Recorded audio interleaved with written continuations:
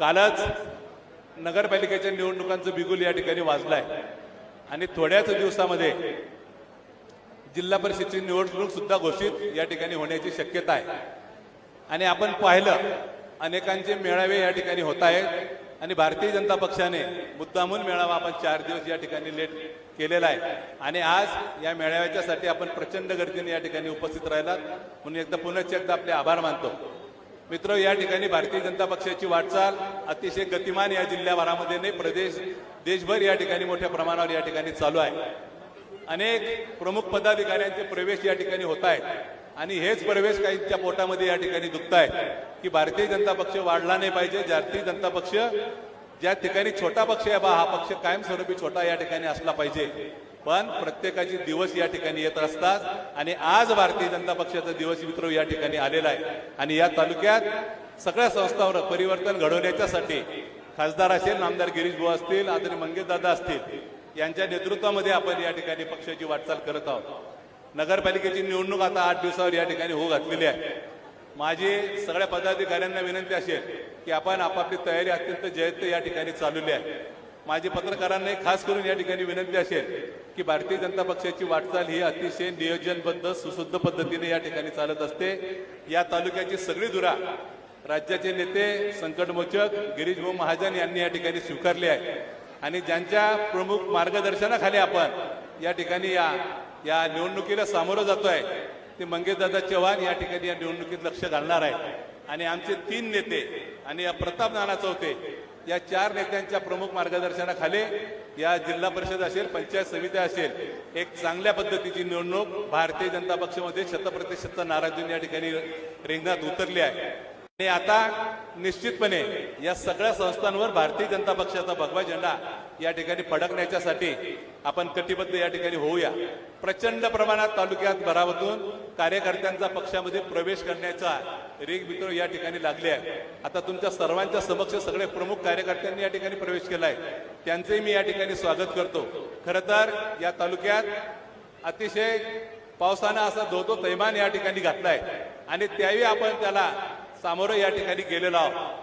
शासन म्हणून आम्ही सातगाव डोंगरी असेल, पिंपळगाव परिसर असेल, नगरदेवळा, बाळक किंवा लोटार या तारखेडा या भागामध्ये प्रचंड प्रमाणात पाऊस या ठिकाणी झाला आणि आम्ही तात्काळ त्या ठिकाणी विनंती केली नामदार गिरीश भाऊ महाजन यांना की भाऊ आपण आपत्ती व्यवस्थापनाचे मंत्री आहात आणि आमचं सगळं या ठिकाणचं होत्याचं नव्हतं त्या ठिकाणी झालं।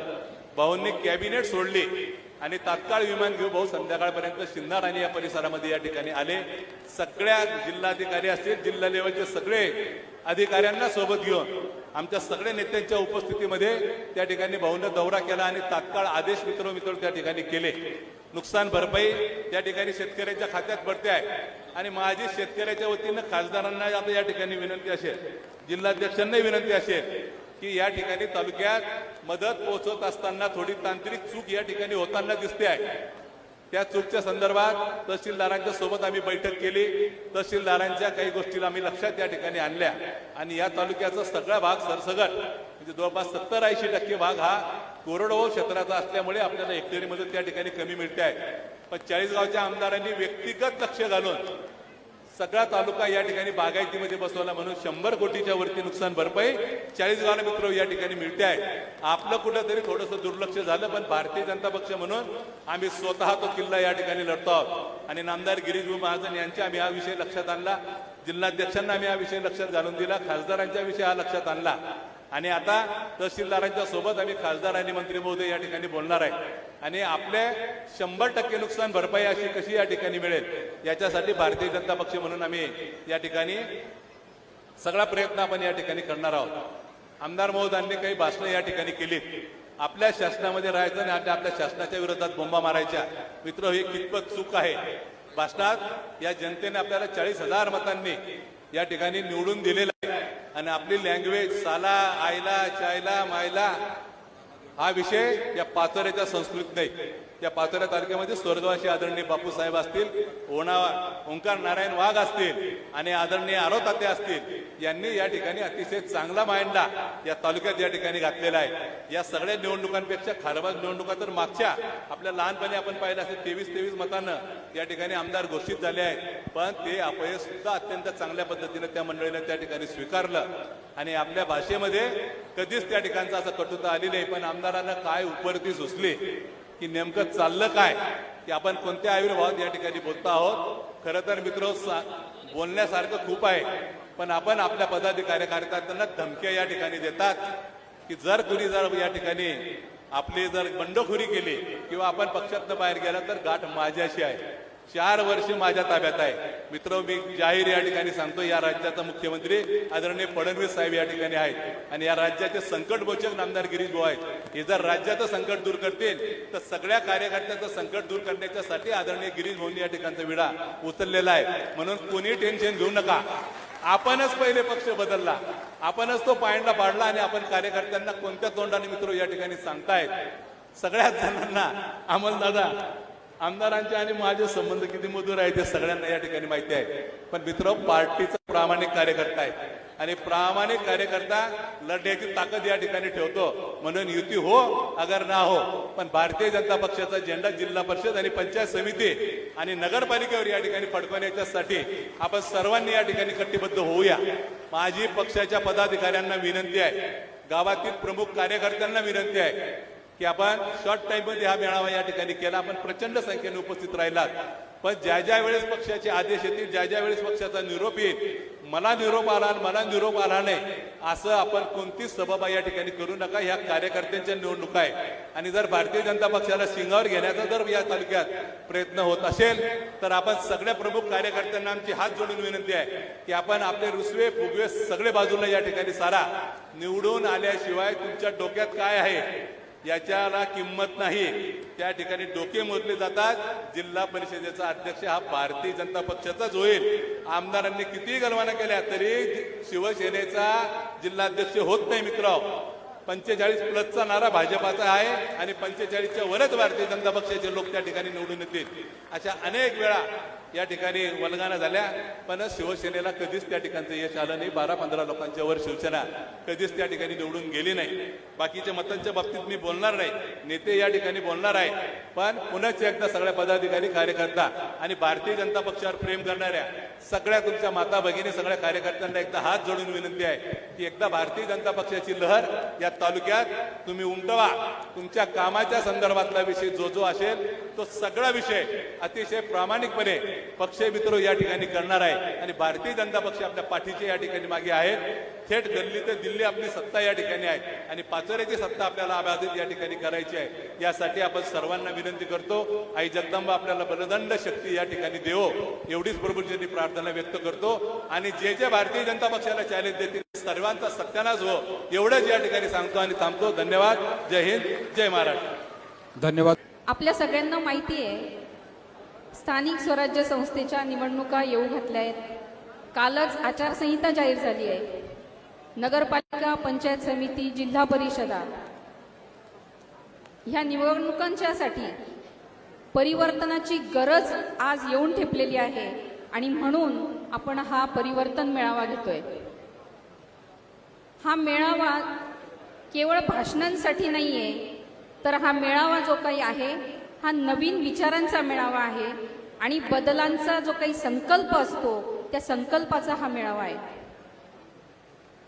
आपल्याला विकास पाहिजे, फक्त पोस्टरवर किंवा बॅनरवर विकास नकोय, तर तो विकास जो आहे तो जमिनीवर दिसला पाहिजे, प्रत्यक्षात दिसला पाहिजे. प्रशासन जे चालतं ते भीतीने चालू द्यायचं नाही, तर ते न्यायाने चाललं पाहिजे. यासाठी हा मेळावा आहे. तरुणांच्या हातामध्ये बियर किंवा कट्टे दिसायला नको, तर तरुणांच्या हाताला काम मिळालं पाहिजे. यासाठीचा हा परिवर्तन मेळावा आहे. गावामध्ये दहशत नकोय, तर शांतता पाहिजे. महिला आणि मुली असुरक्षित नकोय. मुली आणि महिलांसाठी आदर असला पाहिजे. असा आम्हाला हा पाचोरा तालुका आणि पाचोरा शहर असलं पाहिजे. आणि हे सगळं झालं तरच मला असं वाटतं की हा परिवर्तन मेळावा यशस्वी होईल असं मला वाटतं. आणि हा परिवर्तन मेळावा यशस्वी होण्यासाठी तुमची आमची सगळ्यांची जबाबदारी आहे. तरच आपण जबाबदारीने काम केलं तर हा परिवर्तन मेळावा यशस्वी होणार आहे. आपण जर का आज पाचोऱ्याची अवस्था बघितली तर आज पाचोऱ्यामध्ये पावसाळ्यात आणि हिवाळ्यात तब्बल 6 दिवसानंतर नळाला पाणी येतं. उन्हाळ्यामध्ये 8-8, 10-10 दिवसानंतर नळाला पाणी येतं आणि तेही पाणी अशुद्ध असतं. फिल्ट्रेशन प्लॅन्ट आपण बनवला, इतका लाखो करोडो रुपयाचा फिल्ट्रेशन प्लॅन्ट अनेक वर्षापासून बंद आहे. आरोग्याचे त्या अक्षरशः 3-13 वाजलेत, फवारण्या होत नाही. आपण शहरामध्ये काही वस्त्यांमध्ये काही वाड्यांमध्ये जर का आपण बघितलं तर अतिशय घाण आहे. आमच्या एका पत्रकार बांधवांनी एक व्हिडिओ तयार केला होता. तो व्हिडिओ जर का आपण बघितला तर अक्षरशः इतकी नाल्या, ओपन नाल्या, अक्षरशः इतकं वाईट वाटतं. आणि मी सुद्धा त्या एरियामध्ये जाऊन बघून आलेली आहे. अशी परिस्थिती आज पाचोऱ्यामध्ये आहे. गटारींचा दर्जा जर का आपण बघितला तो निकृष्ट दर्जाचा आहे. आपल्या पाचोऱ्यामध्ये ड्रेनेज लाईन केलेली आहे. ती ड्रेनेज लाईन इतकी छोटी आहे की त्या चेंबरमधून अक्षरशः घाण पाणी येतं.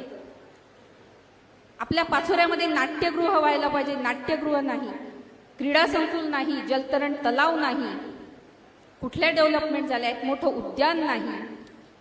अशा पद्धतीचं जर का चालत आलं तर याला आपण विकास म्हणायचा का? चांगल्या गोष्टी जर केल्या तर नक्कीच तो विकास म्हटला जाईल. सेम अशीच परिस्थिती ग्रामीण भागात देखील आहे. ग्रामीण भागामध्ये सुद्धा आपण शेत रस्ते आणि गाव रस्त्यांचं जर का बघितलं परिस्थिती तर ती अगदी भयावह आहे. उदाहरण द्यायचं म्हटलं तर तुमचा कसगाव नागद रस्ता, इतकी भयानक परिस्थिती आहे की अक्षरशः खड्डे आहेत, खड्ड्यात रस्ता आहे की रस्त्यात खड्डा आहे हेच समजत नाही. इतकी वाईट परिस्थिती आज रस्त्यांची झालेली आहे. आरोग्याचे प्रश्न तर भयावह आहे. शिक्षणाचा ठिकाणा नाही. बेरोजगारी आ वासून उभी आहे. रोजगार निर्मितीसाठी कुठलंही कार्य, ठोस कार्य या मतदारसंघात झालेलं नाही.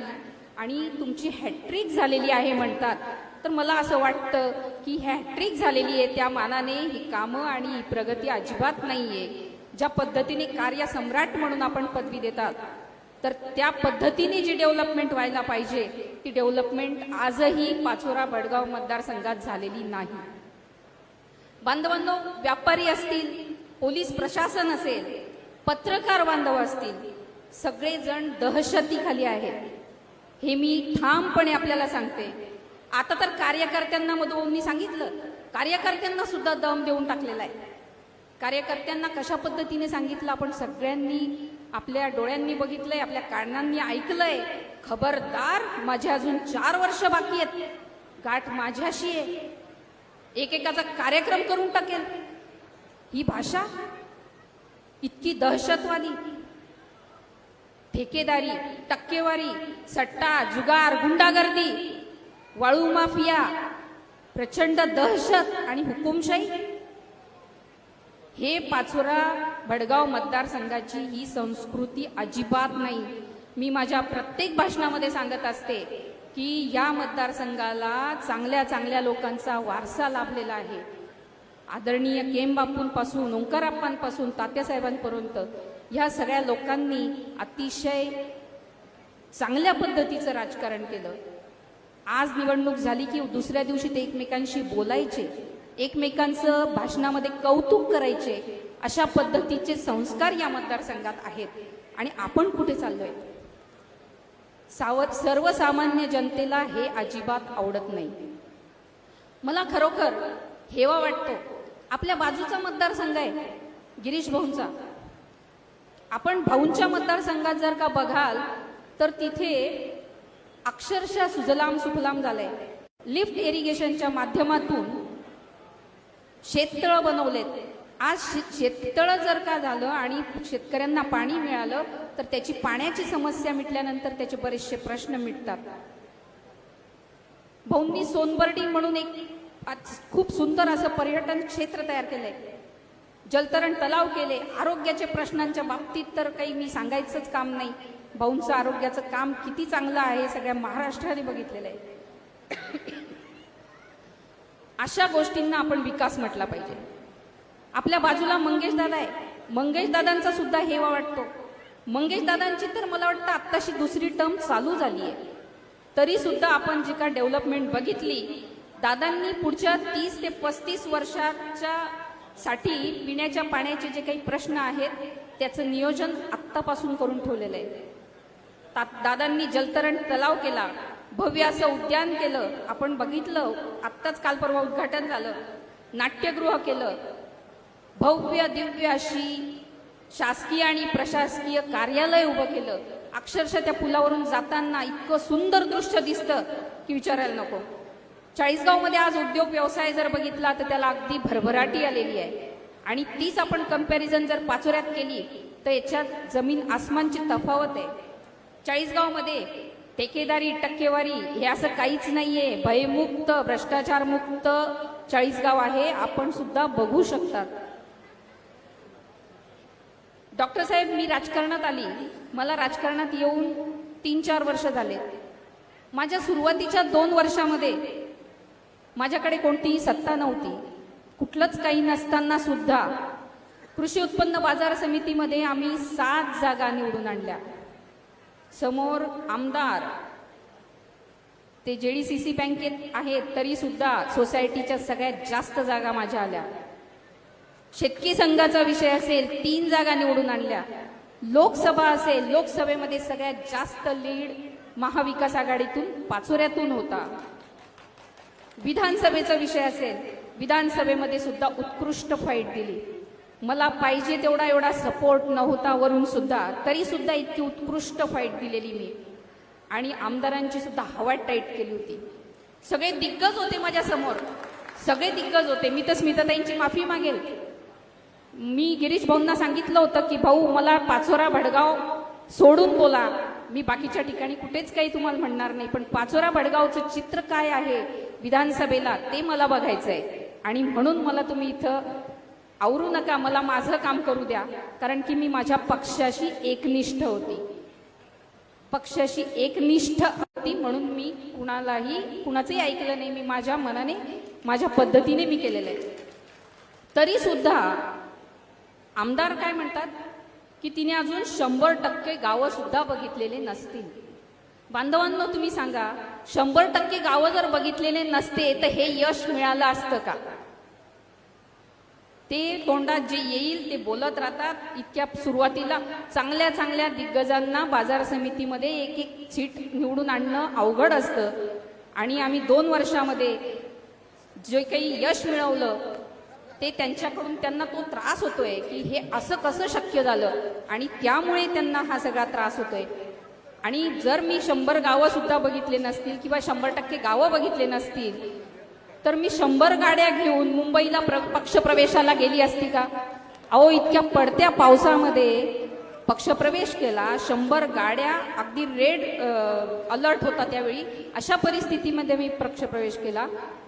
एवढे कार्यकर्ते माझ्यासोबत आले आणि ते म्हणतात अख्खी उभाठ इथं बसली आहे. तिथे ते व्यासपीठावर बसलेले लोक म्हणजे अख्खी उभाठ आहे का? इतक्या गर्वाची भाषा माणसाने कधीही करू नये. कुणी कोणाचा पक्ष संपवू शकत नाही. त्याच्यामुळे ह्या पद्धतीने बोलणं हे अतिशय चुकीचं आहे. आणि नेहमी म्हणतात 60,000 लोकांना तिने वाऱ्यावर सोडलं. मी 60,000 लोकांना वाऱ्यावर सोडलं नाही, तर मी या पाचोरा भडगाव मतदारसंघाच्या जनतेची सेवा करायची आहे, त्यांच्यासाठी मला चांगलं काम करायचं आहे. आणि म्हणूनच मी सत्तेत आलेली आहे, म्हणून मी भारतीय जनता पक्षात आलेली आहे. मी मैदान सोडून गेलेली नाही, हे आपण लक्षात ठेवलं पाहिजे.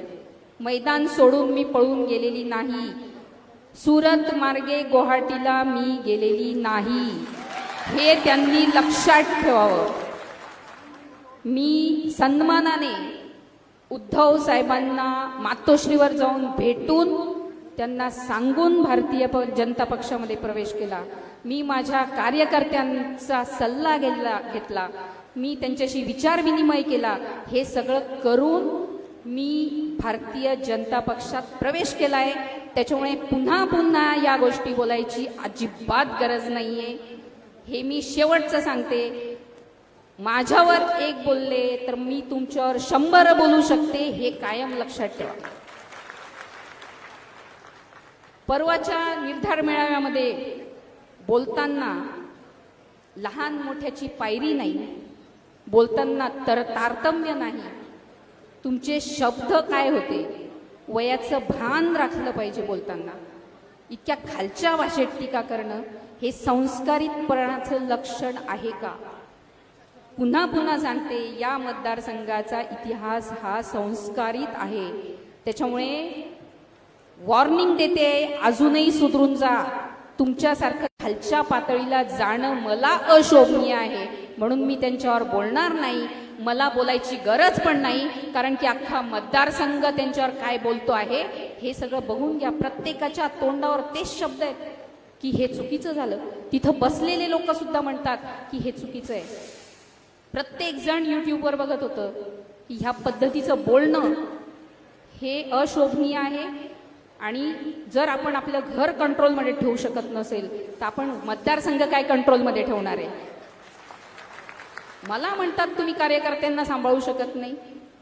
या अशा खालच्या थराच्या टीका करणं हे सोडून द्या, नाही तर मग तुम्हाला चालू ठेवायचं चालू ठेवा. आपण परवाच्या कार्यक्रमात बघितलं, गुलाब भाऊ बोलले की राजकारणामध्ये माणूस आंधळं प्रेम करतो. खरंय, आंधळं प्रेम करतो, पण काही लोक त्यांना धोका देतात. हा प्रत्येकाचा अनुभव असतो. सगळेच जण काही 100% आपले नसतात, काही लोक धोका देतात. आता तसंच जर आपण बघायला गेलं तर तात्यांनी सुद्धा किशोरप्पांवर आंधळं प्रेम केलं होतं. आणि 2009ला निवडणुकीमध्ये कुणी कुणाला फसवलं हे मी सांगण्याची गरज नाही, हे तुम्हाला सगळ्यांना माहिती आहे. मला वाटतं तो निर्धार मेळावा जो आहे ना, तो 70 ते 80% माझ्यावरच होता. खरं आहे का खोटं आहे? तुम्ही होते पत्रकार बांधव, 70-80% माझ्यावरच होता असं मला वाटायला लागलंय. मला वाटतं रात्री पण झोपेमध्ये ताईच दिसत असेल. ताई ताई ते गुलाब भाऊ बोलले ना, तू निश्चय ताई ताई ताई ताई. पहिलेपासून जर ताई ताई करता भाऊ, आते ताई ताई कधी काहीच फायदा नाही. आते तुम्ही झोपडी जायचे 100%. हे असं जे बोलणं आहे, मला असं वाटतं ही पराभवाची भीती आहे. समोर भाजपमध्ये सगळेजण गेले, ताई पण गेली, भाऊ पण गेले, नाना पण गेले, अमोल भाऊ तर आहेतच. हे सगळे लोक माझ्या विरोधात आहेत, म्हणून पराभवाची भीती आज आमदारांच्या मनामध्ये निर्माण झालेली आहे. त्यामुळे आपण सगळ्यांना माझी विनंती आहे, आज आपण पाचोरा ग्रामीण आणि पाचोरा शहरातून सगळे बांधव आलेलो आहोत. येणारी नगरपालिका, येणारी पंचायत समिती, जिल्हा परिषद या तिन्ही संस्थांवर भारतीय जनता पक्षाचा झेंडा आपल्याला रोवायचा आहे. आणि त्यासाठी आम्ही सगळेजण सोबत आहोत. कुणी तुम्हाला कितीही तुमच्या मनामध्ये संभ्रम निर्माण करण्याचं काम करेल की भाऊ थांबून जातील, अमोल भाऊ असं करतील, ताई असं करेल, प्रताप नाना असं करतील, अजिबात ते होणार नाही. मी सगळ्यांच्या समोर आपल्याला सांगते, कुणीही थांबणार नाही, कुणीही काहीच अडचण कुठेच येणार नाही. आम्ही सगळेजण खंबीर आपल्या पाठीशी आहोत. आणि आपल्या सगळ्यांच्या पाठीशी गिरीश भाऊ असतील, मंगेश दादा असतील, डॉक्टर साहेब, स्मिताताई, सगळे नेते आपल्या पाठीशी भक्कमपणे उभे आहेत. त्यामुळे आपण चिंता करायची गरज नाही. माझी आपल्याला सगळ्यांना एक विनंती आहे. सगळ्यात अगोदर नगरपालिका लागणार आहेत. आता इथे ग्रामीणचे जे लोक आहेत, ग्रामीणच्या लोकांचा शहरामध्ये नातेवाईक असतात, मित्रमंडळी असते, कुठल्या ना कुठल्या व्यवहारिक दृष्टिकोनातून संबंध असतात. तर ग्रामीणच्या सगळ्या लोकांनी पाचोरा शहर असेल, भडगाव शहर असेल, तिथे सगळ्यांनी नगरपालिकेसाठी आपल्याला प्रयत्न करायचा आहे. आपला भारतीय जनता पक्षाचा उमेदवार हा निवडूनच आला पाहिजे, यासाठी ग्रामीणच्या लोकांनी सुद्धा तुटून पडायचं आहे. आणि जेव्हा पंचायत समिती, जिल्हा परिषदा लागतील तेव्हा शहरातल्या लोकांनी सुद्धा ग्रामीणमध्ये प्रयत्न करायचा आहे. तरच आपण ह्या तिन्ही संस्थांवर आपला झेंडा फडकवू शकू, हे मला आत्मविश्वास आहे. ह्या सर्व निवडणुकांसाठी मी आपल्या सगळ्यांना मनापासून शुभेच्छा देते आणि मी शब्द देते की ह्या सगळ्या निवडणुकांना आपला झेंडा 100% फडकणार आहे. धन्यवाद. जय हिंद, जय महाराष्ट्र. धन्यवाद. आजच्या या परिवर्तन मेळाव्याकरता उपस्थित असलेल्यांचं सर्वांचं मी सर्वप्रथम स्वागत करतो. गोविंद, तू 2 मिनिटं मागे थांबून घे, तू डिस्टर्ब करूच नका. 1 तारखेला माननीय आमदारांचा वाढदिवस होता. माझ्याकडनं त्यांना वाढदिवसाच्या खूप साऱ्या शुभेच्छा. त्या वाढदिवसानिमित्त त्यांनी निर्धार मेळावा केला होता. दरवर्षी ते काहीतरी मेळावा करत असतात आणि यावर्षी सुद्धा त्यांनी निर्धार मेळावा केला. मेळाव्याचा उद्देश होता की येणाऱ्या स्थानिक स्वराज्याच्या इलेक्शन्समध्ये आपण निर्धार करू आणि काहीतरी करता येईल का या निमित्ताने केला. पण मला त्यांना पूर्ण भाषणामध्ये त्यांचं कुठे काही निर्धार दिसलंच नाही. त्यांना आम्ही 3घच जण दिसलो आणि त्याच्यानंतर नानाभाऊ दिसलेत. एक मी दिसलो, दिलीप भाऊ दिसलेत, ताई दिसलेत आणि नंतर त्यांनी थोडंफार नानाभाऊंवर बोलले. मला कळालंच नाही. त्यांनी पहिला आरोप असा केला होता दादा की बाबा अमोल शिंदे यांनी भारतीय जनता पार्टीत राहून गद्दारी केली.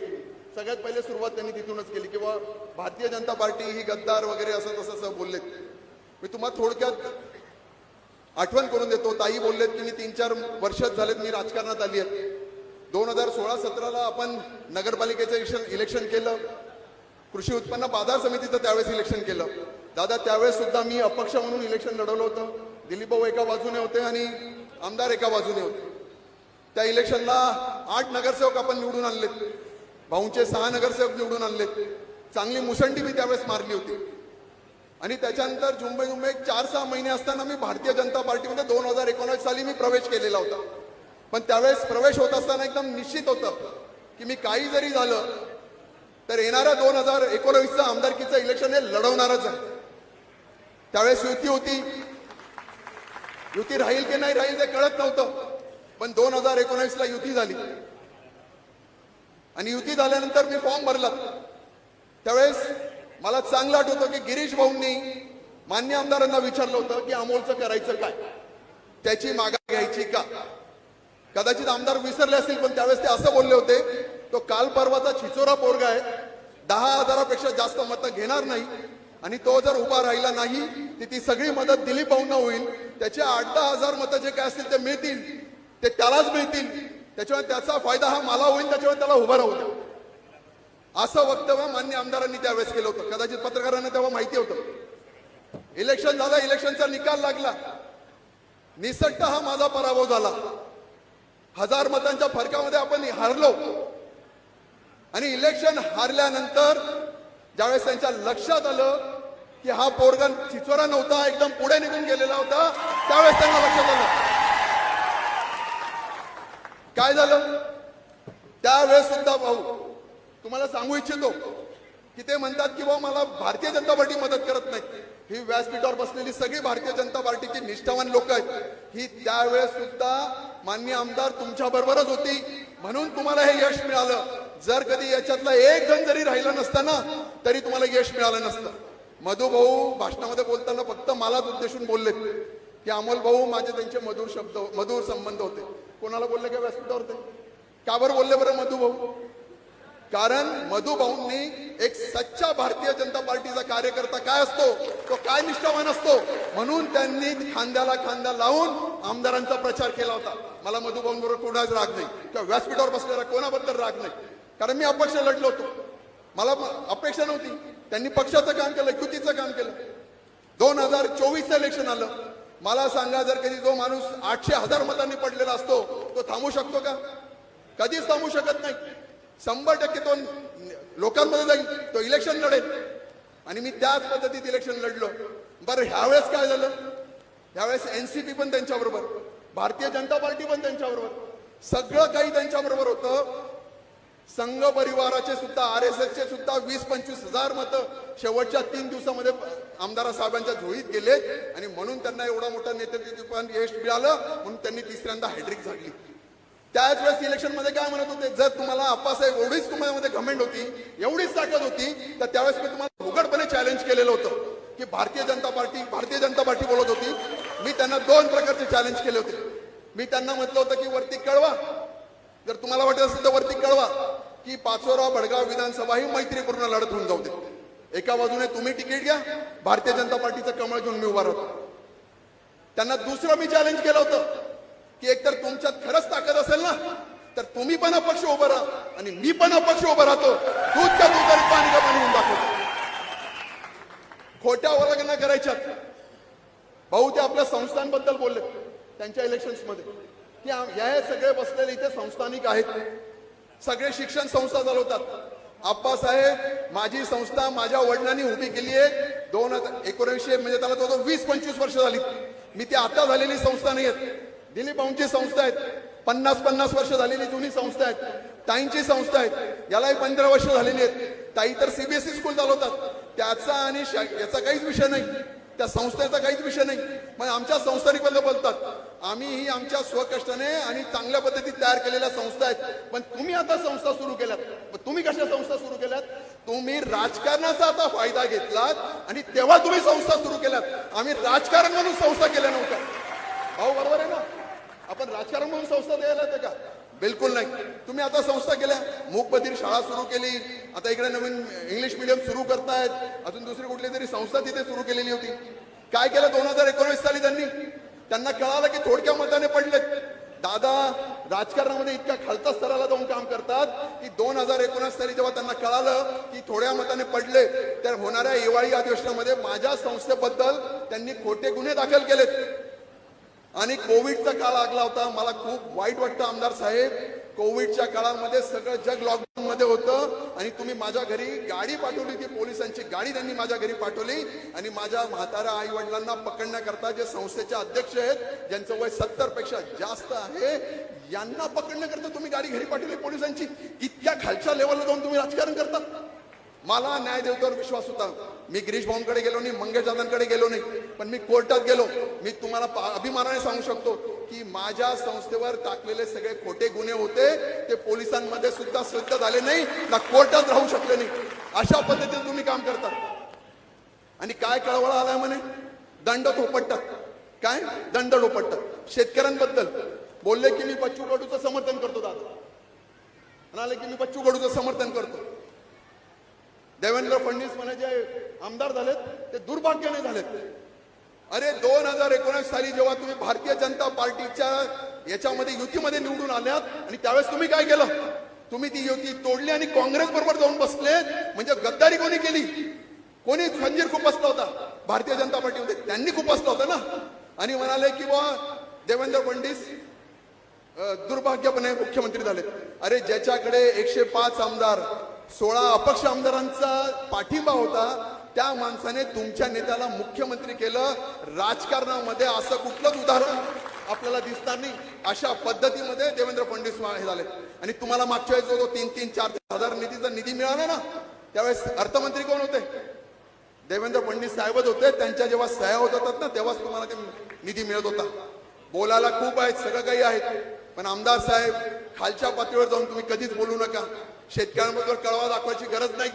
मागच्या 5 वर्षामध्ये पीक विमा जर काही शब्द असेल ना, तर पाचोऱ्याच्या शेतकऱ्यांना अमोल शिंदेने दाखवलाय. त्यांच्यापर्यंत मी प्रत्येक वेळेस रस्त्यावर जाऊन थांबला. 5 वर्ष 10 वर्ष झाले तुम्ही होतात. एकदा सुद्धा तुम्ही शेतकऱ्यांच्या पीक विम्याबद्दल बोलले नाही. कुठल्या गोष्टी तुम्ही केलेल्या नव्हत्यात. बाजूचा तालुका आहे, मला तो मागच्या 2 वर्षापूर्वीच आठवतो. मंगेश दादा आपण भेटलो होतो. मागच्या वेळेस कोरडा दुष्काळ पडला होता.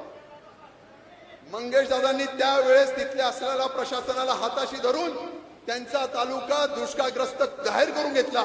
त्यांना सेंट्रलचं विशेष पॅकेज मिळालं आणि जवळजवळ 160 का 200 कोटी रुपये तिथल्या शेतकऱ्यांना मिळाला. पण आपला तालुका खरा दुष्काळग्रस्त असताना सुद्धा पाचोरा भडगाव तालुका मान्य आमदारांना दुष्काळग्रस्त घोषित करता आला नव्हता. आणि आता काय झालंय? आता ओला दुष्काळ झालाय. आजही कालपर्यंत पाऊस पडतोय. आपला इथला शेतकरी हवालदिल झालेला आहे. कापसाला भाव मिळता काही माहित नाही, चांगलं उत्पन्न होणार नाहीये, सगळ्या पिकांचं नुकसान झालेलं आहे. आणि काय म्हणतायत की आता आम्हाला चांगली निधी मिळत नाही. बच्चू कडू बरोबर आहे. अरे बच्चू कडू आमदार नाहीये, तुम्ही आमदार आहात. सभेमध्ये विधानसभेमध्ये जाऊन तुम्ही आवाज उठवा, तिथे बोला, यांचं तुम्ही प्रतिनिधित्व करतात. तुम्हाला जर कधी हे जर जमत नसेल ना आमदार साहेब, तर तुम्ही राजीनामा द्या. शेतकऱ्यांचं कसं भलं करायचं हे आम्ही ठरवू. त्या व्यासपीठावर लोक ठरवतील. तुम्हाला जर जमत नसेल तर फक्त आणि फक्त खोट्या पाळगणा करायच्यात. दिशाभूल करून बोलायचं, चुकीच्या पद्धतीत राजकारण करायचं, अशा पद्धतीचं काम त्यांच्या पद्धतीत होणार आहे. आता इथे बोलणारे भरपूर आहे, जेवणाचा वेळ आहे, माझं तर संताप होतो दादा, इतक्या खालच्या लेवलला ते आम्हाला बोलतो.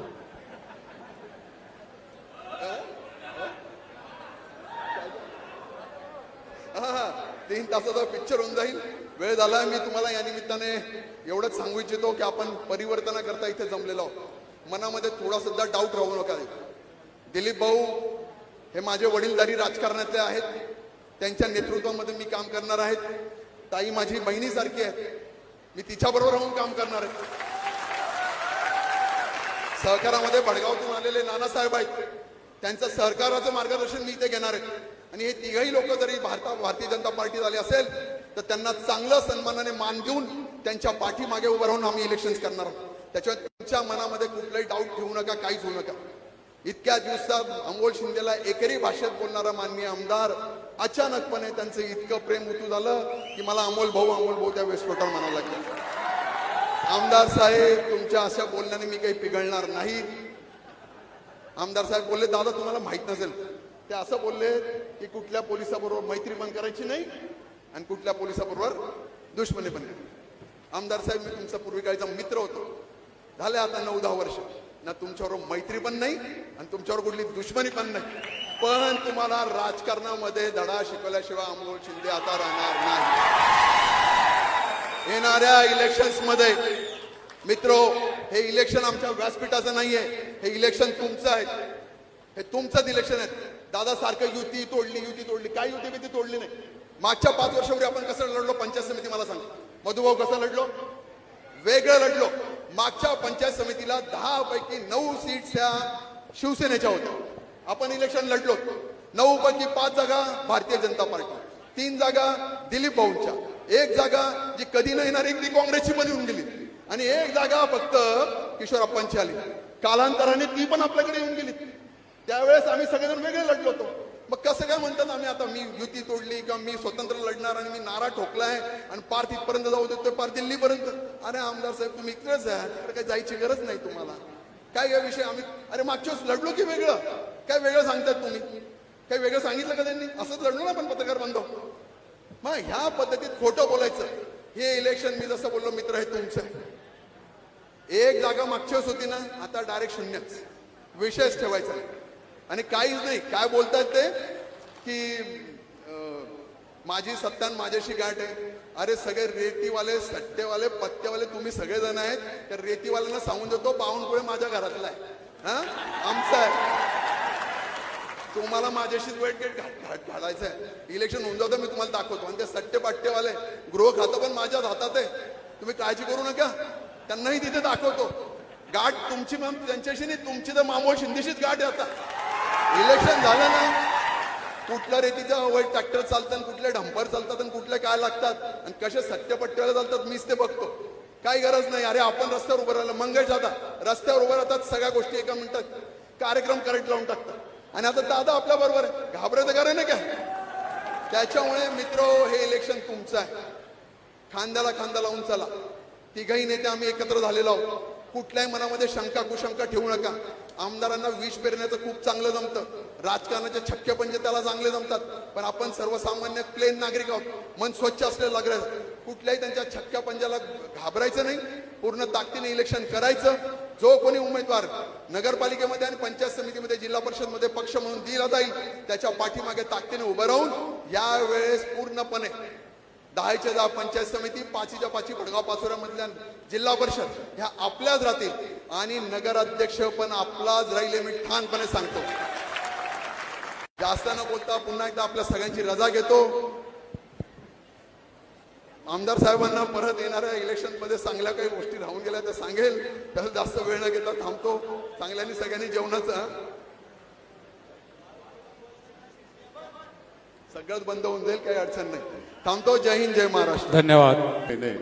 या निवडणुकीला सामोरे जायचं आहे की मागच्या सुरुवातीला 2-2.5 कोटी, नंतर तो आकडा जवळपास 9 कोटीपर्यंत गेला.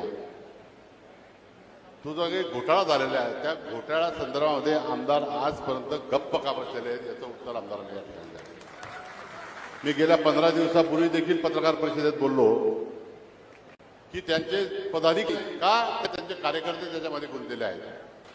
2 कोटीपासून तर 9 कोटीपर्यंत हा आकडा गेलेला आहे. मंगेश दादा, मी पत्र तयार केलेलं आहे. आपल्याला त्याची SIT चौकशी लावायची आहे. मला वाटतं कालच मला माहिती मिळाली की तहसीलदारांचं निलंबन आता होत आहे. परंतु हा कालखंड मागचा 7-8 वर्षाचा आहे. अनेक गरगरीब शेतकऱ्यांचं अनुदान लाटलं जात आहे. त्याचे कार्यकर्ते हा उद्योग करत आहेत आणि आमदार मात्र तोंडावर चुप्पी साधून बसलेले आहेत. आणि म्हणून त्याचं उत्तर आमदारांनी द्यावं. आमच्यावर काय आरोप करतात? आम्ही स्वस्तात आलं, आम्हाला असं करू, यांना अटक व्हायच्या भीतीने, त्याच्या भीतीने हे इकडे आले, हे भाजपात प्रवेश केला. अरे बाबा, अटक होण्याची भीती आमच्यापेक्षा आता तुला जास्त आहे. कारण मी तुम्हाला थोडक्यात सांगतो, 2014 मध्ये जेव्हा आमदार झाले तेव्हा यांची संपत्ती होती 5,71,44,319 रुपये. नंतर झाली यांची 2019च्या निवडणुकीत 10,43,78,604 रुपये, म्हणजे दुप्पट झाली. ठीक आहे, 14 ते 19 मध्ये दाम दुप्पट जसं बँकेचं होतं तसं आपण समजून घेऊ. परंतु पुढे या 2024 मध्ये यांची संपत्ती झाली 13,14,49,551 रुपये, म्हणजे 10 पट्टीने वाढ. कोणतं वर्ष? 19 ते 24. असं काय घडलं? 19 ते 24 मध्ये असं काय घडलं की तुमची संपत्ती 10 पटीने वाढते? आम्हीही राजकारणात आहोत. आमचीही संपत्ती बघा.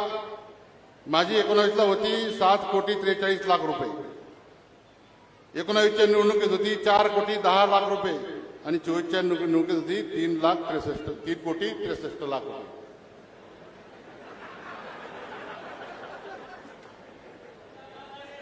आता मला एक सांगा, यांचे उद्योग काय? ती कंपनी आता चालू केली. याचे 4 उद्योग बंद पडले.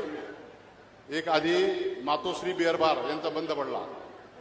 मातोश्री ट्रेडिंग कंपनी याची बंद पडली. मातोश्री यांची जिनिंग ट्रेडिंग बंद पडली मार्केटची. नंतर जिनिंग होती दुसऱ्याला, ती बंद पडली. हे सगळे उद्योग बंद पडल्यावर एवढी प्रॉपर्टी वाढली कशी? हे सगळा ताई जसं बोलल्या, गुवाहाटीची कामाख्या देवी पावली.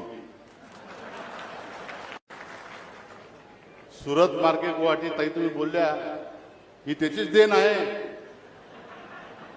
अमोल भाऊने जरा थोडंसं वेगळी भूमिका घेतली मागच्या वेळेस. जर तुम्ही आमच्याबरोबर राहिले असते नगरपालिकेला तर 19ला हवा गुल होती आणि एवढी संपत्ती वाढली नसती. काय बोलतात आता तुम्ही सांगा. ते म्हणतात की हे स्वस्तात आलं काय, यांनी काहीतरी गैरव्यवहार केले असतील. मी, नानाभाऊ, अमोल भाऊ, वैशालीताई तर कोणतं अनुदान पण घेत नाही. पण आमच्यावर आरोप करतात. आता आमच्या संस्था आहेत, आमचं ऑडिट होतं, सगळं होतं, ते बघतील बघणारे. पण तुमची आता एवढी संपत्ती वाढली, मग तुमची तक्रार ईडीकडे जायला नको का? असं कोणतं आहे 5 वर्षात? आम्हालाही धंदा सांगा, आम्ही करतो तो. म्हणजे आमची आलेख आहे खालचा, हा बी आमचा उंचावे थोडंफार. अरे काय आरोप करतात कार्यकर्त्यांना? भारतीय जनता पक्षाला, ज्यांच्या भारतीय जनता पक्षाच्या जीवावर तुम्ही 2-3 वेळा आमदार झाले, त्यांचं सहकार्य घेऊन झाले, त्यांना दंड ठोकवतात. आता दंड ठोकायचे दिवस आहेत का? बरं, ते पैलवान पण नाही, काही दुसरेच खेळाडू होते. खऱ्या कुस्तीमधला खेळाडू मी होतो. अशा कार्यकर्त्यांसमोर काय झालं? त्यांचा दोष नाही आहे, सभाच रात्रीची होती, त्याच्यामुळे सगळा गोंधळ झालेला.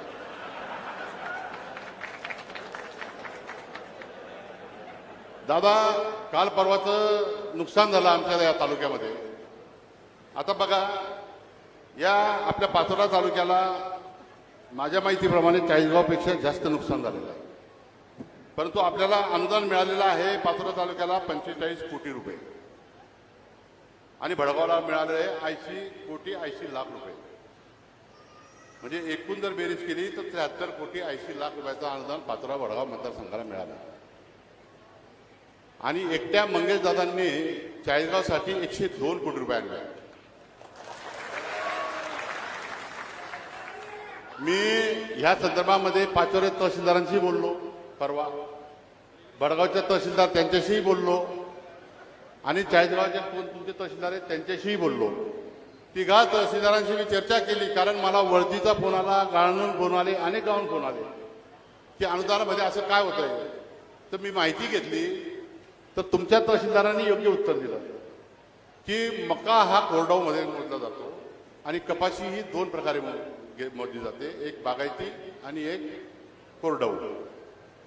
आपल्या तहसीलदारांनी ती चूक करून ठेवलेली आहे. त्याने आपली कपाशी बागायतले घेतलीच नाही, झिरो. आमच्याकडे बागायती कपाशी असते, आहे ना आपल्याकडे. म्हणजे निकष असताना सुद्धा अधिकाऱ्यांच्या चुका, मग ते कृषी अधिकारी असतील, सर्कल असतील किंवा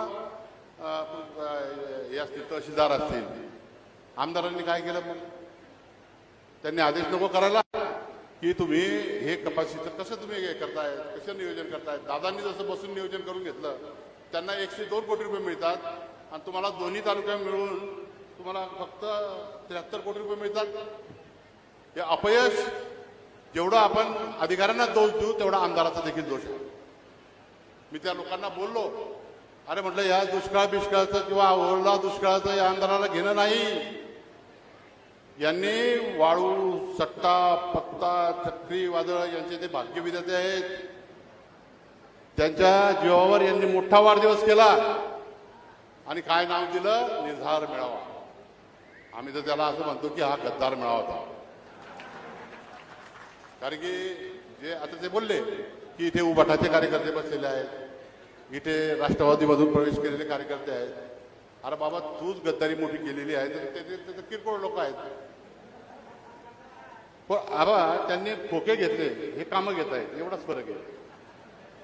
मी माहिती घेतली, 14 सुबे अभियंता असतात ना, ते काय ते डिप्लोमा झालेले मुलं, 14 सुबेंना यांनी कामं वाटली.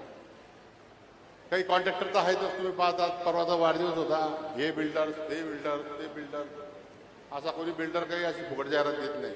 त्या लाख लाख रुपयाच्या जाहिराती यांच्या आम्ही बघितल्या, मागड्या जाहिराती असतात. एवढं प्रेम आमदारावर नाही आहे.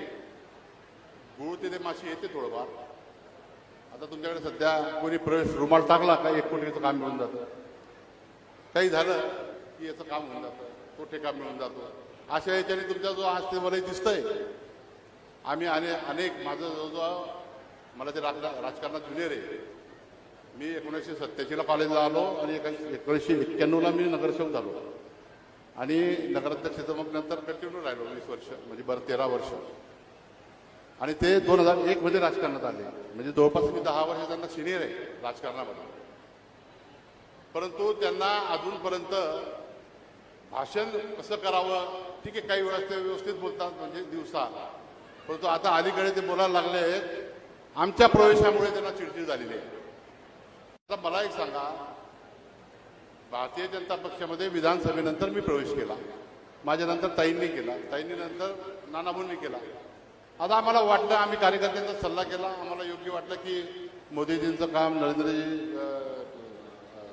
फडणवीस साहेबांचं काम, गिरीश भाऊंचं काम, दादांचं काम, हे सगळं योग्यरित्या चालू आहे, जिल्ह्यापासून तर महाराष्ट्रापासून तिथेच पातळीवर. आणि म्हणून आम्हाला ते असं वाटलं की आता इकडे राष्ट्रवादीचे 2 तुकडे, इकडे हे तुकडे, त्याच्यापेक्षा मोठ्या घरात चला, म्हणून आम्ही भारतीय जनता पक्षामध्ये प्रवेश केला.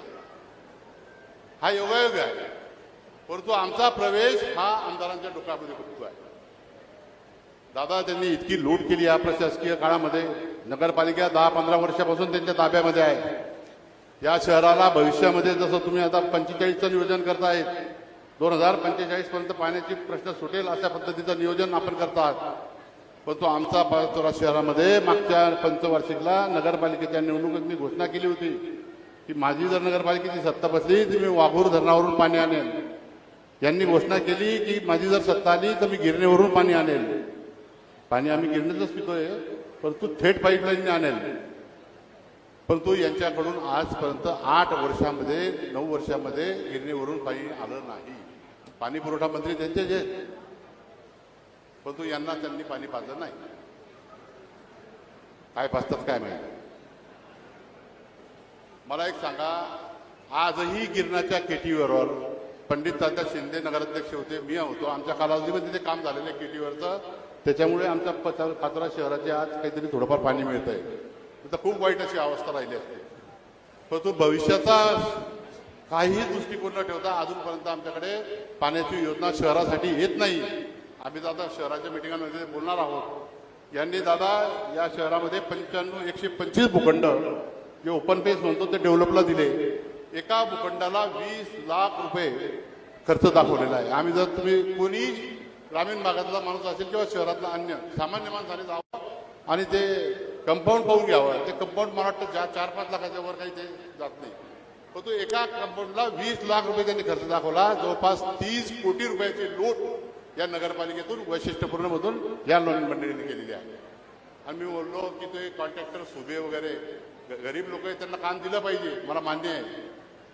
परंतु त्यांच्याकडून तुम्ही टक्केवारी सोडत नाही. 3,000 कोटीचा विकास त्यांनी आपल्या निवडणुकीत सांगितला होता. 3,000 कोटीला 10ने जर हे केलं तर मला तर काही हिशोब येतच नाही. मागच्या वेळेसही बोललो. आता दादाही इथे बसलेले आहेत, त्यांच्याही मतदारसंघामध्ये कार्यकर्त्यांना कामं देतात.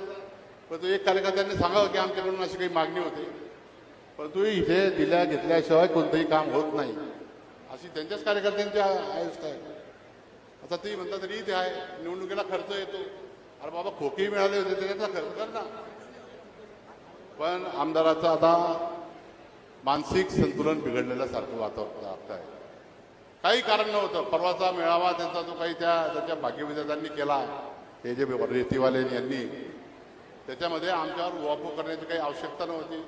त्या वैशालीताईंवर काय काय आरोप केले की वैशालीताईची भाची लागते, काय ती त्यांची कन्या ती भाची लागते ती काय बोलल्या ताईंबद्दल. यांचं वय किती ताईंचं, मानाने मोठ्या, वयाने मोठ्या, त्यांच्याबद्दल अपशब्द. अरे शेवटी बहीण आहे, म्हणजे ते नात्याला तुम्हाला. ते काय म्हणतात की ते भावाला मानत नाही. अरे तुम्ही कुठे बहिणीला मानतायत? मग बहीण तर मानते, बहीण तर आताही आप्पा आप्पा म्हणते. ताईचं काही ते तर काही वाईट भाषेत केलं नाही. परंतु या संस्कृतीचा भाग आहे. ताई बोलल्या की अनेक लोक, राजकीय लोक इथे होऊन गेले, त्यांचं एक संस्कृती होती. आतापर्यंत असं भाषण मी पण ऐकलं नाही पाचोऱ्यात. इतक्या घाणेरड्या पद्धतीने त्यांनी भाषण केलं. ठीक आहे, त्यांचा समाचार येणाऱ्या काळखंडामध्ये आपण घेणार आहोत. त्यांनी नीलम हॉटेलची चौकातली छत्रपती शिवाजी महाराज चौकामध्ये तेपडे मार्केट आहे, त्याच्यावरती गाळे बांधलेले आहेत 12. आता इथे आम्ही अध्यक्ष राहिलोय, पंडितांचे अध्यक्ष राहिले. साधारणतः गाळे बांधले काय लिलाव करतो, जिल्ह्यामध्ये व्यापारी घेतात, ते व्यवसाय करतात. यांनी व्यापाऱ्यांना कळूच दिलं नाही. एक चूप जाहिरात काढून घेतली, सगळे गाळे ठेवून घेतले, वेगवेगळ्या नावावर मध्ये हाफीस चाटून घेतलं. म्हणजे त्याचे सुद्धा बेरोजगार. 12 बेरोजगारांनी पोट भरलं असतं. तुम्हाला कार्यालयाला खाजगी जागा घ्या ना. परंतु नगरपालिकेच्या जागेवर डोळा ठेवला. हे सगळं आम्ही नगरपालिकेच्या निवडणुकीमध्ये त्या ठिकाणी काढू. फक्त एक औपचारिक ते परवा जे काही बोलले त्याच्यावर आम्ही उत्तर दिलेलं आहे. आमच्या संस्थांबद्दल बोलले. आणि ठीक आहे, तुम्ही करा, चौकशा करा, जे काही व्हायचं होईल आमचं, आम्ही बघू, ते फेस करू. पण तुम्ही चौकशीला तयार राहा. हे जे काही खोके आहेत ना, याची चौकशी आम्ही निश्चितपणाने तुमची करू, एवढं सुद्धा आम्ही या ठिकाणी सांगतो. आज खरं म्हणजे दादा 2-3 दिवसापासून पाऊस नाही, म्हणजे पावसाने विश्रांती घेतली. आज खूप कामाचे दिवस होते. अपेक्षित नव्हतं की इतके लोक येतील. आमचं बजेट चुकलं आहे. आपण जेवण कमी लोकांना सांगितलंय, वाढवावं लागेल. ते वाढवलं का? कारण की इतके लोक येतील असं वाटत नव्हतं. कामाचे दिवस आहेत ना. 8 दिवसापासून काही नाही. मका खुडून पडला आहे, कपाशी वेचायची राहिली आहे, सुकाळ टाकायची राहिली आहे. तर मित्रांनो, शेतकऱ्यांच्या प्रश्नांकडे किंवा शहरातल्या जनतेकडे किंवा कोणाच्या समस्यांकडे सतत दुर्लक्ष या आमदारांचं राहिलेलं आहे. स्वतःचा स्वार्थ, मी आणि माझे कार्यकर्ते, मी आणि माझा परिवार, एवढाच त्यांचा विषय राहिलेला आहे. येणाऱ्या कालखंडामध्ये नगरपालिका असेल, जिल्हा परिषद असेल किंवा पंचायत समिती असेल, या निवडणुकीमध्ये सुरुवात आपल्याला नगरपालिकेपासून करावं लागेल. पाचोऱ्याची नगरपालिका आहे, भडगावची आहे. इथे परिवर्तन झालं की मग जिल्हा परिषद, तिथे परिवर्तन झालं तर मग काय, मग विधानसभा. नक्की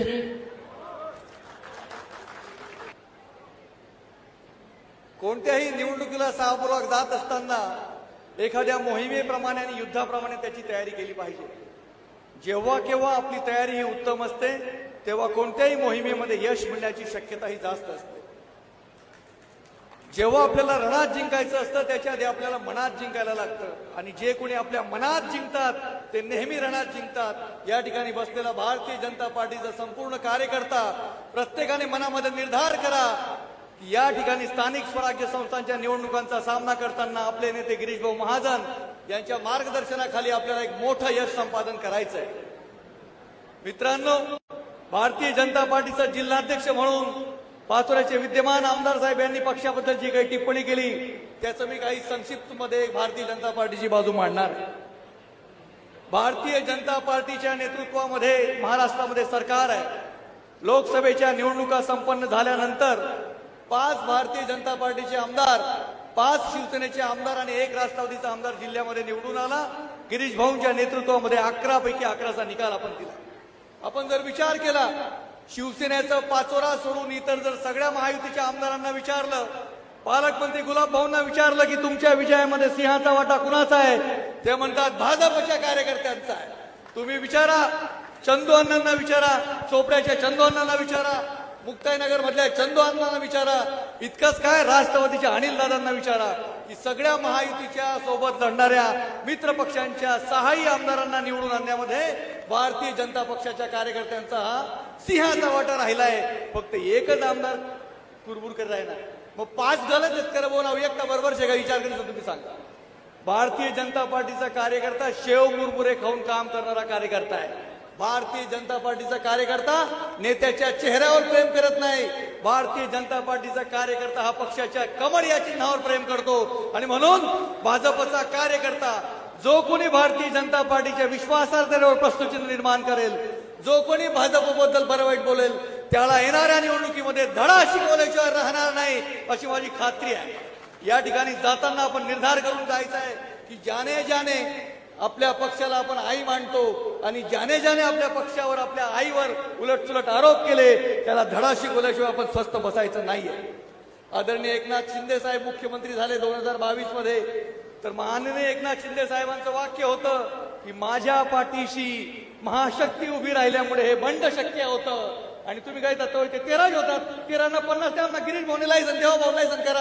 हे विचारा, हे संपूर्ण महाराष्ट्राला माहिती आहे की 13 आमदार तुम्ही सुरुवात केली होती आणि नंतर कसे काय 50 झाले, संपूर्ण महाराष्ट्राला माहिती आहे. आदरणीय एकनाथराव शिंदेनी नेहमी हे मान्य केलंय की माननीय मोदीजी, अमित शहाजी आणि देवेंद्र फडणवीस साहेब यांच्या सपोर्टमुळे आणि यांच्या सहायतेमुळेच त्यांना महाराष्ट्राच्या मुख्यमंत्री पदाची संधी मिळाली.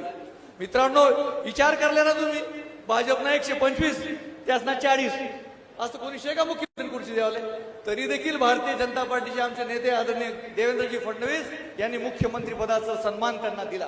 आणि त्या काळामध्ये जी काही विकास कामं झाली, ही सगळी विकास कामं आपल्या समोर आहेत. या विकास कामांमध्ये विचार जर करा, 145 आमदार लागतच मुख्यमंत्री बनाले, 125 ते आपलाच होतात, यासना 40 होतात, रुपयामा 12 आपला होतात, भाजपालाच ना यासना 4 होतात. तर हा हिशोब गल्ली गल्लीमध्ये जाऊन तुम्ही त्यांना सांगितलं पाहिजे अशी विनंती आपल्याला करतो. आणि 2019चा आमदारांचा निकाल बघा आणि 2024चा निकाल बघा. याचा जर आपण विचार केला तर 2019 मध्ये जवळजवळ जेमतेम 2000 मतांनी आमदार निवडले होते आणि 2024 मध्ये 40,000 मतांनी आमदार निवडले. हा जो 2000 ते 40,000चा प्रवास आहे, हा प्रवास संपूर्ण भारतीय जनता पार्टीच्या निष्ठावान कार्यकर्त्यांनी त्यांचं जे काम केलं त्याच्यामुळे शक्य झालं. यांना 2019 मध्ये मतं होती 76,000, आता त्यांना मतं पडली 97,000. ही जी 21,000 मतं वाढली आहेत, ही 21,000 मतांमध्ये भारतीय जनता पार्टीच्या कार्यकर्त्यांचा मोठा वाटा आहे. असं जर मी म्हटलं होतं ते वावगं होणार नाही. ज्यांनी खाओ पोई त्यांनी वाजा डोटाई, जीवन ते उलट उलटच बोलत. तर मला असं वाटतं की ग्रामीण भागातली जनता जे भारतीय मतदाराचा विवेक हा शाबूत आहे, कोण खरं आणि कोण खोटं त्यांना चांगलं सांगता येतं. आमदार साहेब म्हणतात की म्हणे माझे सगळे विरोधक तिकडे घेतले, अमोल भाऊले लिदा, दिलीप भाऊले लिदा, वैशाली लिदा, उद्या नानाले बी लिदा. का हो, तुम्ही एक गोष्ट ऐकली, भारतीय जनता पार्टी आणि महायुतीचं वरून असं ठरलंय की एकमेकाचा कोणताही माणूस घेताना चर्चा केल्याशिवाय घ्यायचा नाही. शिवसेनेमध्ये होते का वैशाली ते उबाठामध्ये होते, नाना भाऊ राष्ट्रवादीमा होता, दिलीप भाऊ राष्ट्रवादीमा होता. तर त्याच्यामुळे कोणत्याही आमच्या भाजपमध्ये प्रवेश झालेला एकही नेता शिवसेनेत त्यांच्या गटात आम्ही घेतला नाही. त्यांना उलट जर यादी वाची देखा तुम्ही, माजी नगरसेवक रवी पाटील आमचा, ललिताताई आमच्या, सुनील पाटील शेवगावला आमना, सचिन पाटील आमना, योगेश जगन्नाथ माजी नगरसेवक आमना, इथलंच काय पिंपळगावना युवा मोर्चाना जिल्हा अध्यक्ष सुद्धा पाहिली का तो युवा सांगा तुम्ही मला. म्हणजे मी करत ते कीर्तन, दुसऱ्यानी करत ते तमाशा. तू पार्टी माले कीर्तनचे ना, आम्ही पार्टी माले तमाशा. तर मला असं वाटतं अशा प्रकारचं दुटप्पीची भूमिका आहे आमदार साहेबांची. ती दुटप्पी भूमिका कुणालाही मान्य होणार नाही. आणि भारतीय जनता पार्टीचा कार्यकर्ता जो आहे तो प्रत्येक ठिकाणी मतदारांपर्यंत ही गोष्ट घेऊन जाईल. मी जळगाव जिल्ह्याचा जळगाव लोकसभेचा निवडणूक प्रमुख होतो, त्यावेळी देखील भारतीय जनता पार्टीच्या कार्यकर्त्यांनी महायुतीचं कसं काम केलं त्याचा साक्षीदार आहे. विधानसभेला संपूर्ण जळगाव जिल्ह्यात या 11 विधानसभांमध्ये पक्षाच्या वतीनं जिल्ह्याचा समन्वयक होतो. जिल्ह्यामध्ये प्रवासी नेते खासदार बन्सीलालजी आले होते, त्यांच्यासोबत गांधीनगरचे उपमहापौर प्रेमल सिंग गोयल होते. या सगळ्या लोकांनी दादा भारतीय जनता पार्टीच्या कार्यकर्त्यांच्या बैठका घेतल्या आणि महायुतीचे उमेदवार म्हणून किशोरप्पांना निवडून आणण्यासाठी प्रचंड मेहनत घेतली.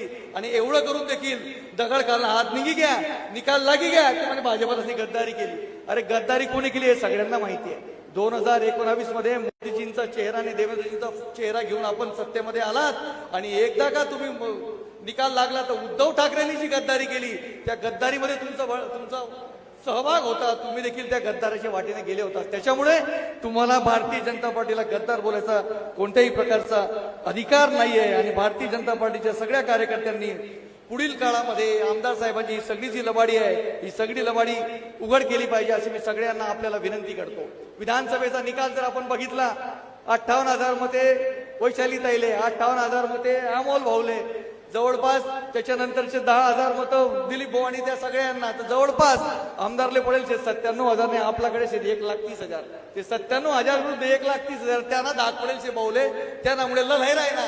ते त्यांनाकडे तुम्ही ध्यान देऊ नका. भारतीय जनता पार्टीच्या नेतृत्वामध्ये केंद्रातील मोदीजींचं सरकार, राज्यातील देवेंद्रजींचं सरकार या माध्यमाने ज्या पद्धतीने विकासाची कामं सुरू आहेत त्या विकासाच्या कामांच्या द्वारे आपल्याला जनतेचा मुकाबला करायचा आहे, जनतेच्या समोर जायचं आहे आणि जनतेचं मन जिंकून जनतेचे मतं आपल्याला घ्यायचे आहेत. आणि स्थानिक स्वराज्य संस्थांमध्ये आदरणीय गिरीश भाऊंनी जो शब्द दिलेला आहे तो शब्द आपल्याला पूर्ण करायचा आहे.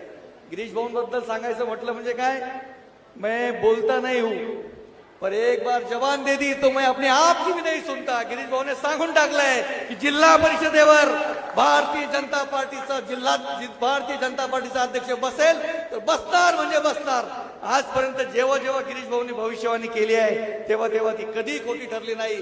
आणि मग भारतीय जनता पार्टीच्या कार्यकर्त्यांची ताकद काय आहे हे आपल्याला भडगाव आणि पाचोरा या मतदारसंघातून आमदार साहेबांना दाखवून द्यायचं आहे. मागच्या निवडणुकीत देखील पंचायत समितीमध्ये भारतीय जनता पार्टीचा सभापती होता आणि झेडपीमध्ये देखील विचार केला तर 2 आणि 2 असं बळलं होतं. तर त्याच्यामुळे भारतीय जनता पार्टीच्या कार्यकर्त्याला कमी लेखण्याचं काम आपण या ठिकाणी करू नका. आणि भारतीय जनता पार्टीच्या कार्यकर्त्यांनी तुमच्यासाठी केलेल्या मेहनतीची आपण आठवण ठेवा. आणि भविष्य काळामध्ये आमदार साहेबांच्या लवाडीला उत्तर देण्यासाठी प्रत्येक कार्यकर्त्याने या ठिकाणी संकल्पबद्ध होऊन जायचं आहे. आपल्या सगळ्यांना दादांना ऐकायचं आहे. त्याच्यामुळे मी थांबतो. धन्यवाद. जय हिंद. आज खरं म्हणजे अडचण याची झाली आहे की भाऊ जसं ब्रह्मा विष्णू महेश ही दत्तमूर्ती आहे तसे ह्यात आमची वैशालीताई, दिलीप भाऊ आणि नानांनी प्रवेश घेतल्यामुळे ही दत्तमूर्तीमुळे सगळी पंचायत निर्माण झाली असं मला वाटतं. आणि त्याच्यामुळे प्रत्येकाला असं वाटतं की काय आता पुढं घडणार, काळाच्या ओघात काय दडलेलं आहे याचा अंदाज मात्र प्रत्येकाला लावावा लागतोय. खरं म्हणजे कालच आपला स्थानिक स्वराज्य संस्थेचा बिगुल वाजलाय. नगरपालिका नगर परिषदच्या निवडणुकांचा कार्यक्रम जाहीर झाला आहे आणि मधल्या काळामध्ये तुमचा जिल्हा परिषद पंचायत समितीचा बिगुल पण त्या ठिकाणी वाजणार आहे. खूप वर्षानंतर ह्या निवडणुका होत आहेत आणि तुमच्या समोर बघितल्यानंतर जो उत्साह दिसतोय त्यामुळे दादा तिकीट वाटप करताना तुमची पण कसरत होणार आहे. कारण इच्छुकांची संख्या एवढी मोठी आहे. आजची ही जी गर्दी आहे त्या गर्दीवरनच अंदाज येतोय दादा की स्थानिक स्वराज्य संस्थेमध्ये जिल्हा परिषद पंचायत समिती नगरपालिकेमध्ये किती लोक इच्छुक आहेत आणि किती वर्षापासून पडलेला हा जो काही बॅकलॉग आहे तो पूर्ण करण्यासाठी आपल्या कार्यकर्त्यांनी सगळ्यांनी मोड बांधलेली आहे. भारतीय जनता पार्टी ही तत्वावर चालणारी पार्टी आहे आणि त्याचं मायक्रो प्लॅनिंग आपल्या सगळ्यांना माहिती आहे की ज्या पद्धतीने ते प्लॅनिंग केलं जातं. आज म्हणून एक हाती सत्ता जी महाराष्ट्रात आली ती त्याच पद्धतीने त्या सुरू होईल. दादा आपण कामाच्या बाबतीत कुठंच कमी केलेलं नाही आहे. खासदार झाल्यापासून आपण या ठिकाणी पाचोरा मतदारसंघामध्ये दादा जवळपास 12 कोटीची कामं पंतप्रधान ग्राम सडक योजनेतनं आपण ते काम दिलेले आहेत. या ठिकाणी लोटार ते गळाण रस्ता याला 5 कोटी आणि वरखेडी ते डांबोर्णी हा रस्त्याला आपण 6 कोटी लोकसभेचा खासदार झाल्याने त्या ठिकाणी मंजूर केले आणि माझी वरखेडीवर जो गिरणा नदीवरचा जो पूल आहे त्याला 25 कोटी आपण मंजूर केले. पण आपण भूमिपूजन आपण त्या ठिकाणी करू शकतो आणि रस्त्यांचं काम झालंय, रस्त्याचं आता लोकार्पण येणार आहे दादा आणि पुलाचंही काम त्या माध्यमातून आपण मंजूर केलंय. मला असं वाटतं की भारतीय जनता पार्टीच्या कार्यकर्त्याला शिकवावं लागत नाही. एकदा जर त्या पदावर तो बसला तर तो जनतेसाठी काम करणारा पदाधिकारी असो, कार्यकर्ता असतो. आज आपण या ठिकाणी बघितलंय की प्रत्येकाने त्यांच्या मनातली खतखत या ठिकाणी व्यक्त केली आहे. मला असं वाटतं संयम फार महत्वाचा असतो आणि संयम काय असतो तुम्हाला वाटतं दुसऱ्याला जाऊन विचारण्याची गरज नाहीये. संयमाने काम केलं तर सगळ्या गोष्टी होतात, पण संयम जर सुटला तर फार मोठ्या अडचणींना आपल्याला सामोरं जावं लागतं. खऱ्या अर्थाने भारतीय जनता पार्टीने विकासाला महत्त्व दिलंय आणि विकासाच्या माध्यमातून ही जी काही वाटचाल आहे, मला असं वाटतं की ज्या वेळेला युती नव्हती त्यावेळी जिल्हा परिषद पंचायत समितीमध्ये आपले लोक त्या पद्धतीने निवडून आले होते, नगरपालिकेला लोक आपले निवडून आले होते. मला असं वाटतं की ती मोड बांधलेली आहे. तळागाळातल्या प्रत्येक मंडलापर्यंत आपलं कामकाज त्या ठिकाणी आहे, बूथ प्रमुखापर्यंत आपण काम करतो आहे. म्हणजे भारतीय जनता पार्टीचं केडर होतं म्हणूनच जिल्हा परिषद आणि पंचायत समिती नगरपालिका आपले लोक त्या पद्धतीने निवडून आले. मला असं वाटतं आमदार जरी आपल्यासोबत त्या काळात नव्हते तरी पण आज जिल्हा परिषद पंचायत समितीला आपण ज्या पद्धतीने किंवा नगरपालिकेला ज्या पद्धतीने आपण सामोरं गेलो, शेतकी संघामध्ये आपले त्या ठिकाणी सदस्य निवडून आले, मार्केट कमिटीला त्या माध्यमातून लोक सदस्य निवडून आले. आणि मला असं वाटतं की जी पायाभरणी आहे ही जी काही बूथपर्यंतची जी काही आपली लेवलपर्यंत आपण जी काही पायाभरणी केलेली आहे त्याच्या माध्यमातूनच येणाऱ्या काळाच्या निवडणुका या आपल्याला सगळ्यांना मिळून लढायच्या आहेत. सन्माननीय मंगेशदादांच्या नेतृत्वाखाली पाचोरा, भडगाव, चाळीसगाव आपण सगळ्याच निवडणुका या लढतो आहोत.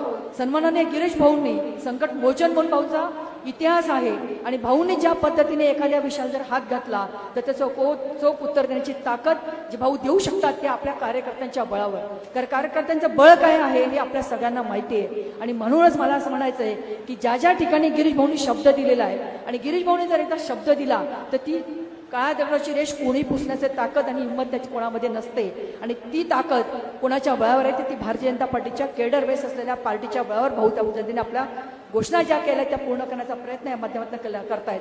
आपण बघितलं असेल की नगरपालिका असो, महानगरपालिका असो, जिल्हा परिषद असो, पंचायत समिती असो, गेल्या 25-30 वर्षापासून आपण ज्या प्रत्येक स्थानिक स्वराज्य संस्थांमध्ये जे काही काम केलंय त्या कामाच्या बळावर आपण या निवडणुकांना सामोरं जातोय. मी आपल्या सगळ्या पदाधिकाऱ्यांना आणि सगळ्या भारतीय जनता पार्टीच्या कार्यकर्त्यांना एकच विनंती करणार आहे की एकजूट फार महत्वाची आहे. मला असं वाटतं की एका बोटाने जर मी ठरवलं वस्तू उचलायचं तर मी वस्तू उचलू शकत नाही, पण वज्रपूट फार महत्वाची आहे आणि आजची ही परिवर्तन सभा त्याच्यासाठीच आपण आयोजित केली आणि ह्या परिवर्तनामध्येच पुढचं परिवर्तन दडलेलं आहे. म्हणजे आपल्या सगळ्यांना आव्हान करणार आहे की आपण सगळे एकजुटीने ह्या स्थानिक स्वराज्य संस्थांच्या निवडणुकांना सामोरे जाऊ आणि आपण आपलं ठरवलेलं जे काही निवडणुका असतील त्याला सामोरं जाऊन आज आपल्याला जिल्हा परिषद, पंचायत समिती, नगरपालिका, भडगावची नगरपालिका आपल्याला त्या ठिकाणी माध्यमातून राखायची ती तुमच्या बळावर. आणि म्हणून तुम्हाला एवढंच आव्हान करायचं की आजपासून पुढच्या सगळ्या निवडणुकांमध्ये आपण सगळे एकजुटीने, एक संकल्पनाने परिवर्तनाच्या नांदीमध्ये एकत्रित येऊन हे परिवर्तन घडूया असं आव्हान आपल्या सगळ्यांना या ठिकाणी मी करते आणि माझ्या शब्दाला विराम देते. जय हिंद, जय भारत, जय महाराष्ट्र, जय श्रीराम. धन्यवाद. आणि आपण सगळेजण जे जमलो आहोत ते वेगवेगळ्या सगळेजण, मला काही लोकांची वेगवेगळी फोन आली की दादा तिथं कसं करणार आहेत, खरंच काय करायचं आहे, उमेदवार कोण आहे. मी त्या सगळ्यांना एकच सांगतोय की उमेदवार हे कमळ आहे आणि आपण कमळाच्या पाठीमागे सगळ्यांनी अतिशय ताकदीने उभे राहायचंय. दिलीप भाऊंची मागणी आहे, अजून कुणाकुणाच्या सगळ्या एकंदरीत मागण्या येतात. सगळ्यांनी आपण निर्णय, आता तो जवळजवळ आमचा निर्णय होण्यात झालेलाच आहे, परंतु हे सगळं करत असताना खरं तर निवडणुका येतात, निवडणुका जातात. पण मला पाचोऱ्याचं एकंदरीत चित्र मी पाहिलं तर आवर्जून एक माझ्या लक्षात आलं की निवडणूक ही आम्ही चाळीसगावला इतर ठिकाणी निवडणुका पाहतोय. निवडणुका ह्या आरोप प्रत्यारोप करून कधीही करायच्या नसतात. एक राजकारणात ठीक आहे, परंतु आपण जर निवडणुका ह्या विकासाच्या अजेंड्यावर जर लढल्यात तर अधिक चांगलं असतं असं मानणारा मी एक कार्यकर्ता आहे. परंतु तो विकास करत असताना जर त्या विकासाची भूमिका जर लोकांना मान्य नसेल आणि विकासाच्या मागे जर दडलेलं हित जर लोकांच्या लक्षात येत असेल तर ज्या वेळेस अशी परिस्थिती निर्माण होते आणि हिताआड काही लोक जर आडवे येत असतील तर त्यावेळेस मग असे आरोप प्रत्यारोप करून निवडणुका लढण्याचा प्रयत्न स्वाभाविक काही लोक काही नेते करतात. मी खर तर त्या मेळाव्यातले काही मुद्दे ऐकले आणि मला असं वाटतं की के एम बापू असतील, स्वर्गीय आरुतात्या असतील किंवा आपण अनेक वर्षापासून तात्यांनाही पाहिलंय, म्हणजे जोडं काढणारा नेता हा जर महाराष्ट्रात कुठे असेल तर या पाचोरा तालुक्यात आपण सगळ्या पाचोरेकरांनी पाहिलंय. आणि एक सुसंस्कृत राजकारणाची पद्धत त्या लोकांनी इथं घालून दिली आहे. आणि अलीकडच्या काळात म्हणजे समाजामध्ये न चालणारी लोक घेऊन काही लोक राजकारण करण्याचा प्रयत्न करत आहेत. त्यांचे व्यवसाय काय, ते करतात काय, म्हणजे अगदी इतक्या खालवर चर्चा आहेत. सरकार बांधा, वापरा आणि हस्तांतरित करा असं म्हणून शासनाचा काही प्रकल्प राबवत असते, परंतु इथं काही नगरपालिका या बीओटी तत्वावरच देण्याचा घाट काही लोकांनी घातलाय की आधा बाटो आधा लुटो अशी परिस्थिती. काही भडगावची मला काही लोक येऊन मला भेटलेत. माझ्याच बाजूला तो तालुका आहे, हिंगोणा काही लांब नाही आहे, आणि म्हटले दादा अशी काही राजकीय लोक येत आहेत की आम्हाला आमच्या भविष्याची चिंता वाटायला लागली. खर तर राजकारणाच्या पलीकडे माझं म्हणणं असेल, मी चाळीसगावलाही माझी बऱ्याचदा तीच भूमिका असते, इतरही ठिकाणी असते. समाजकारणामध्ये, राजकारणामध्ये आपण त्यांचं काही गोष्टी तपासूनच घेतल्या पाहिजे. परंतु हे करत असताना खर तर किशोरप्पा माझे आमदार होण्याच्या अगोदरपासून मित्र राहिले होते आणि ते म्हणतात की भाजपाने आम्हाला मदतच केली नाही. या गोष्टीचं मला वाईट वाटलं की आप्पा मागच्या इलेक्शनला युतीमध्ये आम्ही सोमत होतो, या इलेक्शनला अगदी मी तुम्हाला सांगतो उंबरखेडला आमची जाहीर सभा झाली आणि जाहीर सभेमध्ये विकास तात्या त्या सभेला साक्षीदार होते. मी जाहीर सभेत सांगितलं, ते लोक म्हटले की दादा आम्ही इथं जबाबदारी घेतो, कामं करतो. आणि त्या उंबरखेडच्या संस्थेत मी सांगितलं की तुम्हाला इथं लक्ष घालायची गरज नाहीये, तुम्ही भडगाव पाचोऱ्यात जाऊन लक्ष घाला. किशोरप्पा अडचणीत आहेत, तुम्ही त्यांना मदत केली पाहिजे असा सांगण्याचा दिलदार मित्र हा तुमचा होता. पण कसं असतं की काही लोकांना ते म्हणतात ना की पोलिसांची मैत्री करायची नसते. आम्ही केली तुमच्याशी मैत्री, ठीक आहे, पुढे काय व्हायचं ते होऊ द्या, परंतु मैत्री निभवायचा हा गुण हा काही ठराविक लोकांमध्येच असतो. मी एक निश्चित सांगेल, तुम्ही एक राजकीय नेता चांगले होऊ शकतात, कदाचित उद्या तुमच्या नशिबात काय मला माहिती नाही, पण आयुष्यात कधीही चांगले मित्र तुम्ही आप्पा म्हणून राहू शकले नाही, ही खंत या मित्राला कायम राहिली आहे. आणि तुम्ही म्हटले की 2 मिनिटं घाई ना करू, थांबा थांबा. दिलीप भाऊ, नाही ही चूक काय झाली, तुमची चूक आहे. तुम्ही सांगितलं की बजेट कमी आहे. आता यांना मी हेही सांगायला आलोय, दिलीप भाऊंनी सर्व बजेट वाढवलाय, तुम्ही काळजीच करू नका. आता दिलीप भाऊंनी असा बजेट वाढवला आहे सगळ्या गोष्टींचा, तुम्ही सुद्धा अचंबित व्हाल, अरे बापरे हे काय झालं. आणि दिलीप भाऊ काही चिंता करू नका, मी नुसता बोलणारा माणूस नाहीये. मला गिरीश भाऊंनी सांगितलंय काय तुम्हाला लागलं ते आम्ही सोबत आहोत. तुम्ही आता कुठल्याही कार्यक्रमाला चुल्याला आमंत्रण द्यायचं, बजेट कुठे संपणार नाही, तुम्ही चिंताच करू नका. आज खर तर ह्या सगळ्या गोष्टी करत असताना ही खंत राहिली आहे की आप्पा राजकारण होत राहतं, जात राहतं. तुम्ही सांगितलं मी इथं पक्ष म्हणून लक्ष घालत होतो, मी तुम्हाला सांगितलंही होतं. आणि मी तुम्हाला सांगतो की माझं आता एक तत्व आहे, मला एक वाटतं की माझ्यासारख्या एका कार्यकर्त्याला या पार्टीने आमदार केलं, दुसऱ्यांदा आमदार केलं. दूध संघात माझ्यासोबत 3 कॅबिनेट मंत्री आहेत. ताई तुम्ही तिथं होतात, भाऊ आहेत. म्हणजे मी तुम्हाला सांगतो तरी मला चेअरमन केलं. मला या पार्टीने एवढं दिलं आहे, मी या पार्टीसाठी आयुष्य जरी दिलं तरी कमी असेल. आज जर मी ठरवलंय की आयुष्यातला बराचसा काळ हा भारतीय जनता पार्टीच्या सेवा करण्यासाठी घालायचा आणि सेवेचा एक भाग म्हणून मी इथं लक्ष घालायचं ठरवलंय. आणि सेवा ही प्रामाणिकपणे पक्षाची करायची असेल तर पक्षाच्या शेवटच्या कार्यकर्त्याला न्याय देणं ही भूमिका घेऊन काम करायचं मी ठरवलंय. खरं तर आजच्या या भूमिकेमध्ये मी तुम्हाला फार जास्त सांगणार नाही. अगदी एकच सांगेल की राजकारण येतं, राजकारण जातं. इथे भडगाव पाचोऱ्याचे काही लोकांनी सांगितलं, शेतकऱ्यांचे प्रश्न सांगितलेत. अलीकडे मी जास्त लक्ष घालतोय असं काही लोक म्हणतात, पण माझं काही दुर्लक्षच आहे. मी सहज येता जाता येतो तरी त्यांना एवढी भीती वाटायला लागली आहे. मी खूप छोटा माणूस आहे, पण मला आप्पाची एवढी भीती वाटायला लागली. आप्पांनी येऊन 40गावला बैठका घेतल्यात. मी म्हटलं चांगलंय, पक्षाचं काम आहे, केलंच पाहिजे. मी काय इतका छोट्या मनाचा माणूस नाही आहे. करावं, काम करावं. त्या लोकांना सांगितलं की आता मीच लक्ष घालणार. मी जाहीरपणे सांगतो की हा सर्वांना पक्ष वाढवण्याचा अधिकार आहे. तुम्ही 40गाव मध्ये येऊन अतिशय छान लक्ष घालावं. अजून काही तिथं मदत लागली तर मला सांगा, मी तुम्हाला अप्रत्यक्ष मदतही करेल. पण माझं तुम्हाला आव्हान आहे, आप्पासाहेब, आपण फक्त 40गावला नगरपालिकेमध्ये 1 माणूस निवडून आणायचा. नगरपालिकेत किती? 1. अरे मंगेश चव्हाण असं तुमच्यासारखं वरवर राजकारण करत नाही. खोलात जातो, लोकांमध्ये राहतो, सुखादुःखात राहतो. रात्री 12-12, 1-1 वाजता जरी कोणी आला तर गोरगरिबांचे अश्रू पुसण्याचं काम करतो. कधी माझ्या तिथे तुम्ही जाऊन विचारा.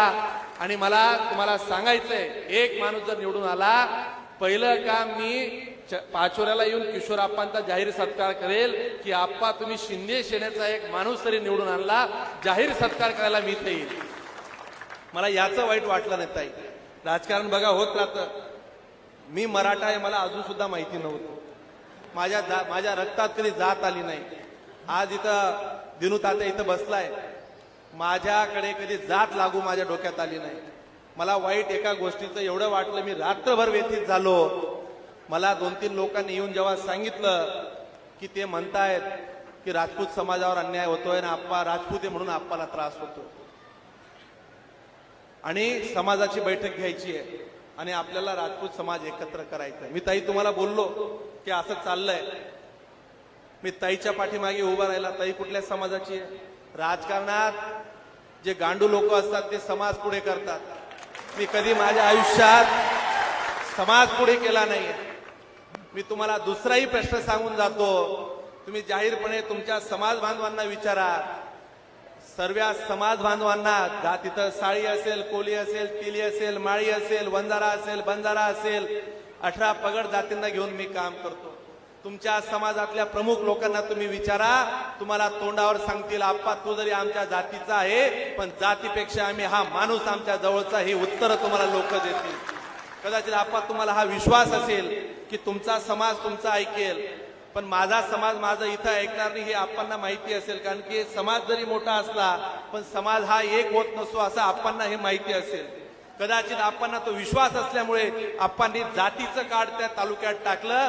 पण मी या जातीचं कार्ड कधी या तालुक्यात, जातीचं विष कधी मी या तालुक्यात येऊ देणार नाही. मी सर्व समाज बांधवांना एकत्र घेऊन सांगतोय की आपण विकासासाठी ही लढाई लढूया. जातीपातीचं राजकारण कधी आम्ही माझ्या तालुक्यात केलं नाही. तुम्ही जाऊन कोणालाही विचारा. अरे जाऊन ती जात 81,000 शेतकऱ्यांना विचारा. 8,500 रुपये शेतकरी फक्त पाचोरा तालुक्यात मिळाले आणि 17,000 रुपये माझ्या तालुक्यात मिळत आहे. शेतकरी तोच आहे. भडगाव पाचोरातलाही शेतकरी तोच आहे. 40गावचाही शेतकरी तोच आहे.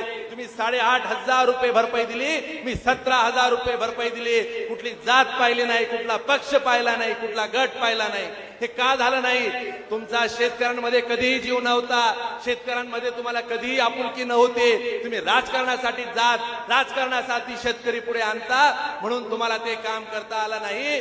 या 40गावचं जर तुम्हाला सांगायचं झालं तर 60% शेती ही मी बागायत माझी आली म्हणून मला तिथं लोकांना पैसे देता आले. या भडगाव पाचोरामध्ये शून्य बागायत क्षेत्र दाखवलं. आपण काय करत होतात? मी राजकारणासाठी आलेलो नाही आहे. अरे ज्या शेतकऱ्यांनी तुमच्या पाठीमागे उभे राहिलेत त्या शेतकऱ्यांसाठी जेव्हा करण्याची वेळ होती तुम्ही त्या बच्चू भाऊंचं नाव घेतात. तुमचं लक्ष नव्हतं का पंचनामे करताना? आपण तर सोशल मीडियावर फोटो टाकतो, काम करतो. का तुम्ही तुमच्या या तालुक्यातल्या शेतकऱ्यांना लाभ देऊ शकला नाही? या तालुक्याचं हे शेतकऱ्यांचं भावांचं हे तुमचं दुर्दैव आहे. एकही शेतकरी बागायतीमध्ये बसू शकला नाही. माझ्या तालुक्यात ज्याला विहीर होती त्याला बागायतीचे पैसे मिळाले.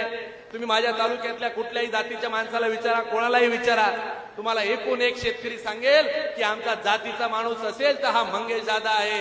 शेतकरी ही माझी जात आहे. मी नुसतं राजकारण म्हणून बोलत नसतो, राजकारण म्हणून करत नसतो. काय परिस्थिती आहे, काय तुम्ही पंचनामे केले जरा तपासा. मी तुम्हाला सांगतो की भडगाव पाचोरामध्ये 86,000 शेतकरी आहे, तिकडे 81,000 शेतकरी आहे. 102 करोड रुपये मला मिळाले, 76 कोटी रुपये इथं आले. आज 35 ते 40 कोटी रुपयाचं या शेतकऱ्यांचं नुकसान झालंय. जे मिळालंय तुम्ही म्हणत होतात की दमडी आम्हाला मिळाली नाहीये, ते 76 कोटी देखील सरकारने दिले आहे. परंतु देत असताना माझ्या शेतकऱ्यांचे पंचनामे झालेत का? त्यांची कागद पाहिलीत का? रात्री 2-2, 3-3 वाजेपर्यंत महसूल, तहसील, कृषी प्रशासनासोबत मंगेश चव्हाण बसला म्हणून तिथल्या शेतकऱ्यांना न्याय मिळाला. आपण कुठे बसला होता? हा माझा तुम्हाला सवाल आहे.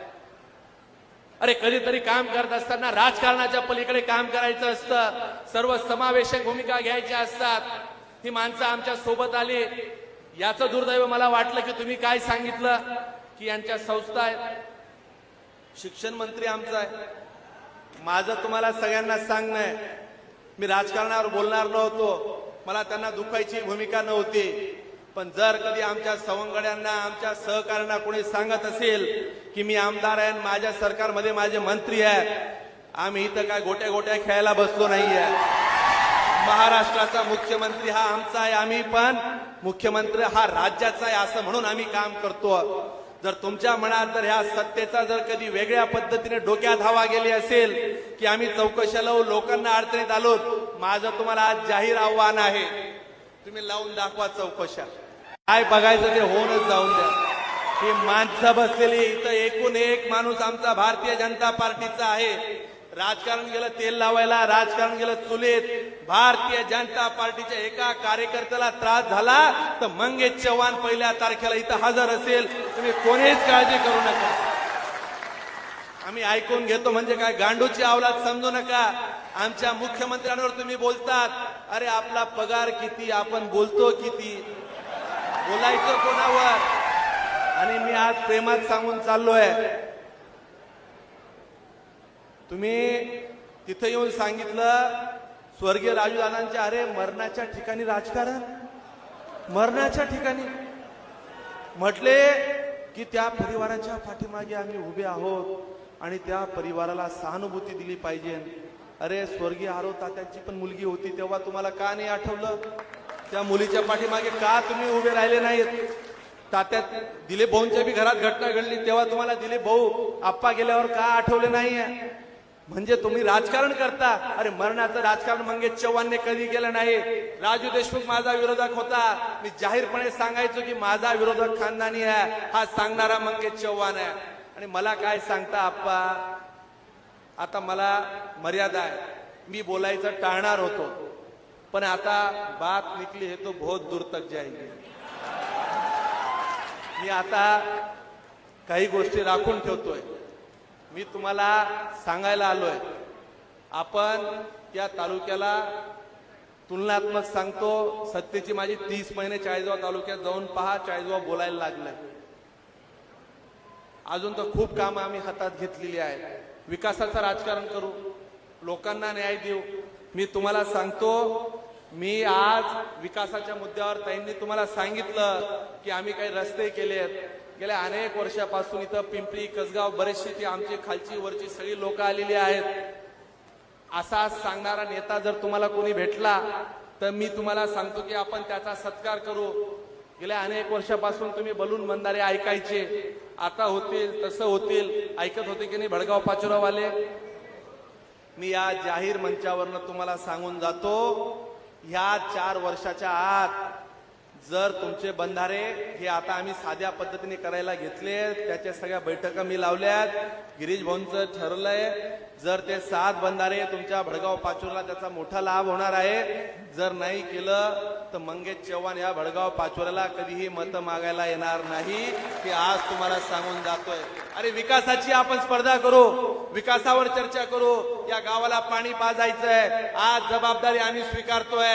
या भडगाव पाचोऱ्याच्या ठिकाणी तुम्हाला गिरणेवरनं असेल, नवीन बंधाऱ्यावरनं असेल किंवा जिथून मोठा स्रोत असेल तिथून पाणी देण्याची जबाबदारी आज या मंचावरनं मंगेश चव्हाण तुम्हाला देऊन चालला आहे. तुम्ही सर्वजण, दिलीप भाऊ, तुम्ही सगळेजण सगळ्यांच्या पाठीमागे, या मंचावरच्या लोकांच्या पाठीमागे उभं राहण्याची व्यवस्था करा. दिलीप भाऊ, राजकारण जाऊ द्या, पण कुठेतरी आपण विकासासाठी एकत्र आलो आहेत. ताई आल्या आहेत, अमोल दादा तुम्ही जे सांगितलंय, नाना तिकडे बसले आहेत, सगळे खालची मंडळी बसली आहे, तुम्ही चिंता करू नका. आणि होय, मी जबाबदारी स्वीकारतो तर पूर्ण करतोय.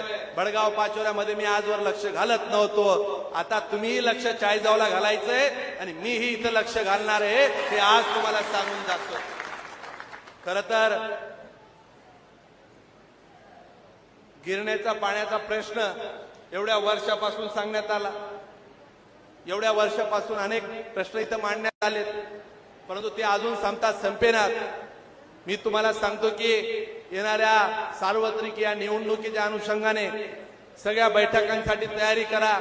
तुमच्या मनामध्ये संभ्रम ठेवू नका. ताईंचं काय चाललंय, अमोल भाऊचं काय चाललंय, दिलीप भाऊंचं काय चाललंय.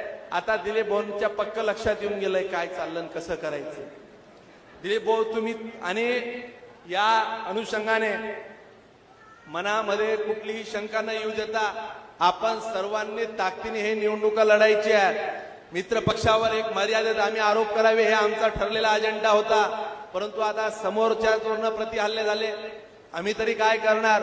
आणि आम्हाला एक स्वभाव आहे, इथपर्यंत ठीक आहे, स्थानिक तुम्ही बोलताय, इथपर्यंत आम्ही सहन केलं, गिरीश भाऊंपर्यंत गेले, माझ्यावर गेले तरी चालेल. अरे राज्याच्या मुख्यमंत्र्यावर तुम्ही बोलतायत, ज्या सरकारमध्ये तुम्ही आज बसलात त्या सरकारच्या विरोधात बोलतायत.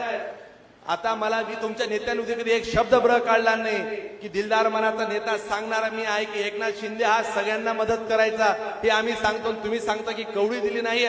अरे तुमच्यामध्ये आणण्याची धमक नाही म्हणून तुमच्याकडनं पैसे आले नाही, आम्हाला कसे पैसे मिळाले. तुमच्यात धमक नसेल तर काम तरी सोडून द्यावं.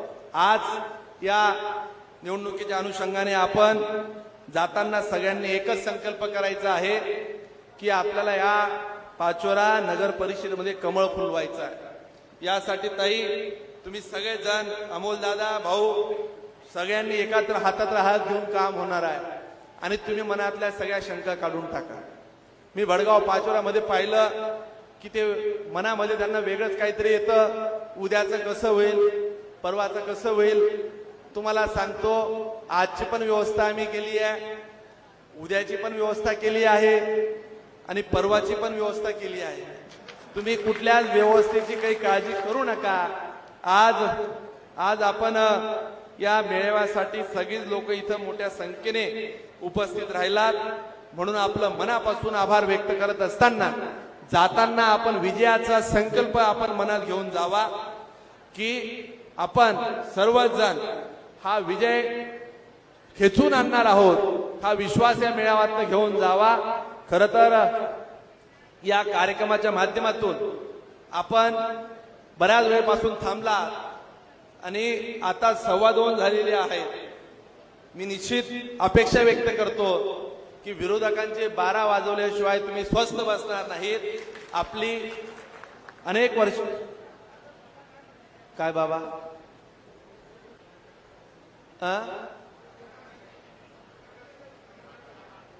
साखर कारखाना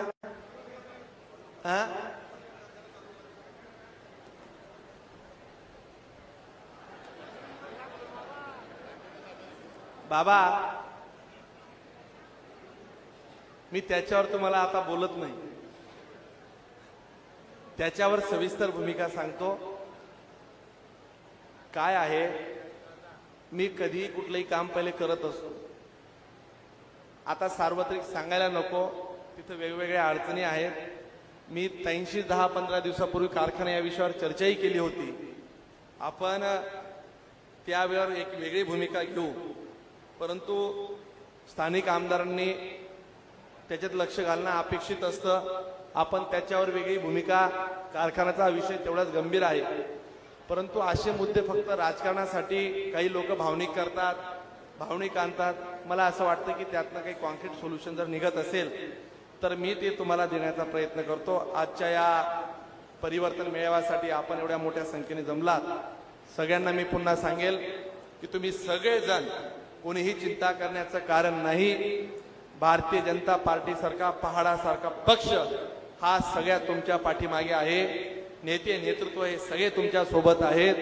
त्याच्यामुळे कोण काय म्हणतं, कोण काय बोलतं, म्हणजे सध्याची परिस्थिती अशी झाली की तलाठी हा तहसीलदाराला दम द्यायला लागला. त्याचं कारण असं आहे की तलाट्याला कमाई, त्या एकदा असा प्रकार झाला की एकदा एक तहसीलदार एका वास्तुशांतीला जातात.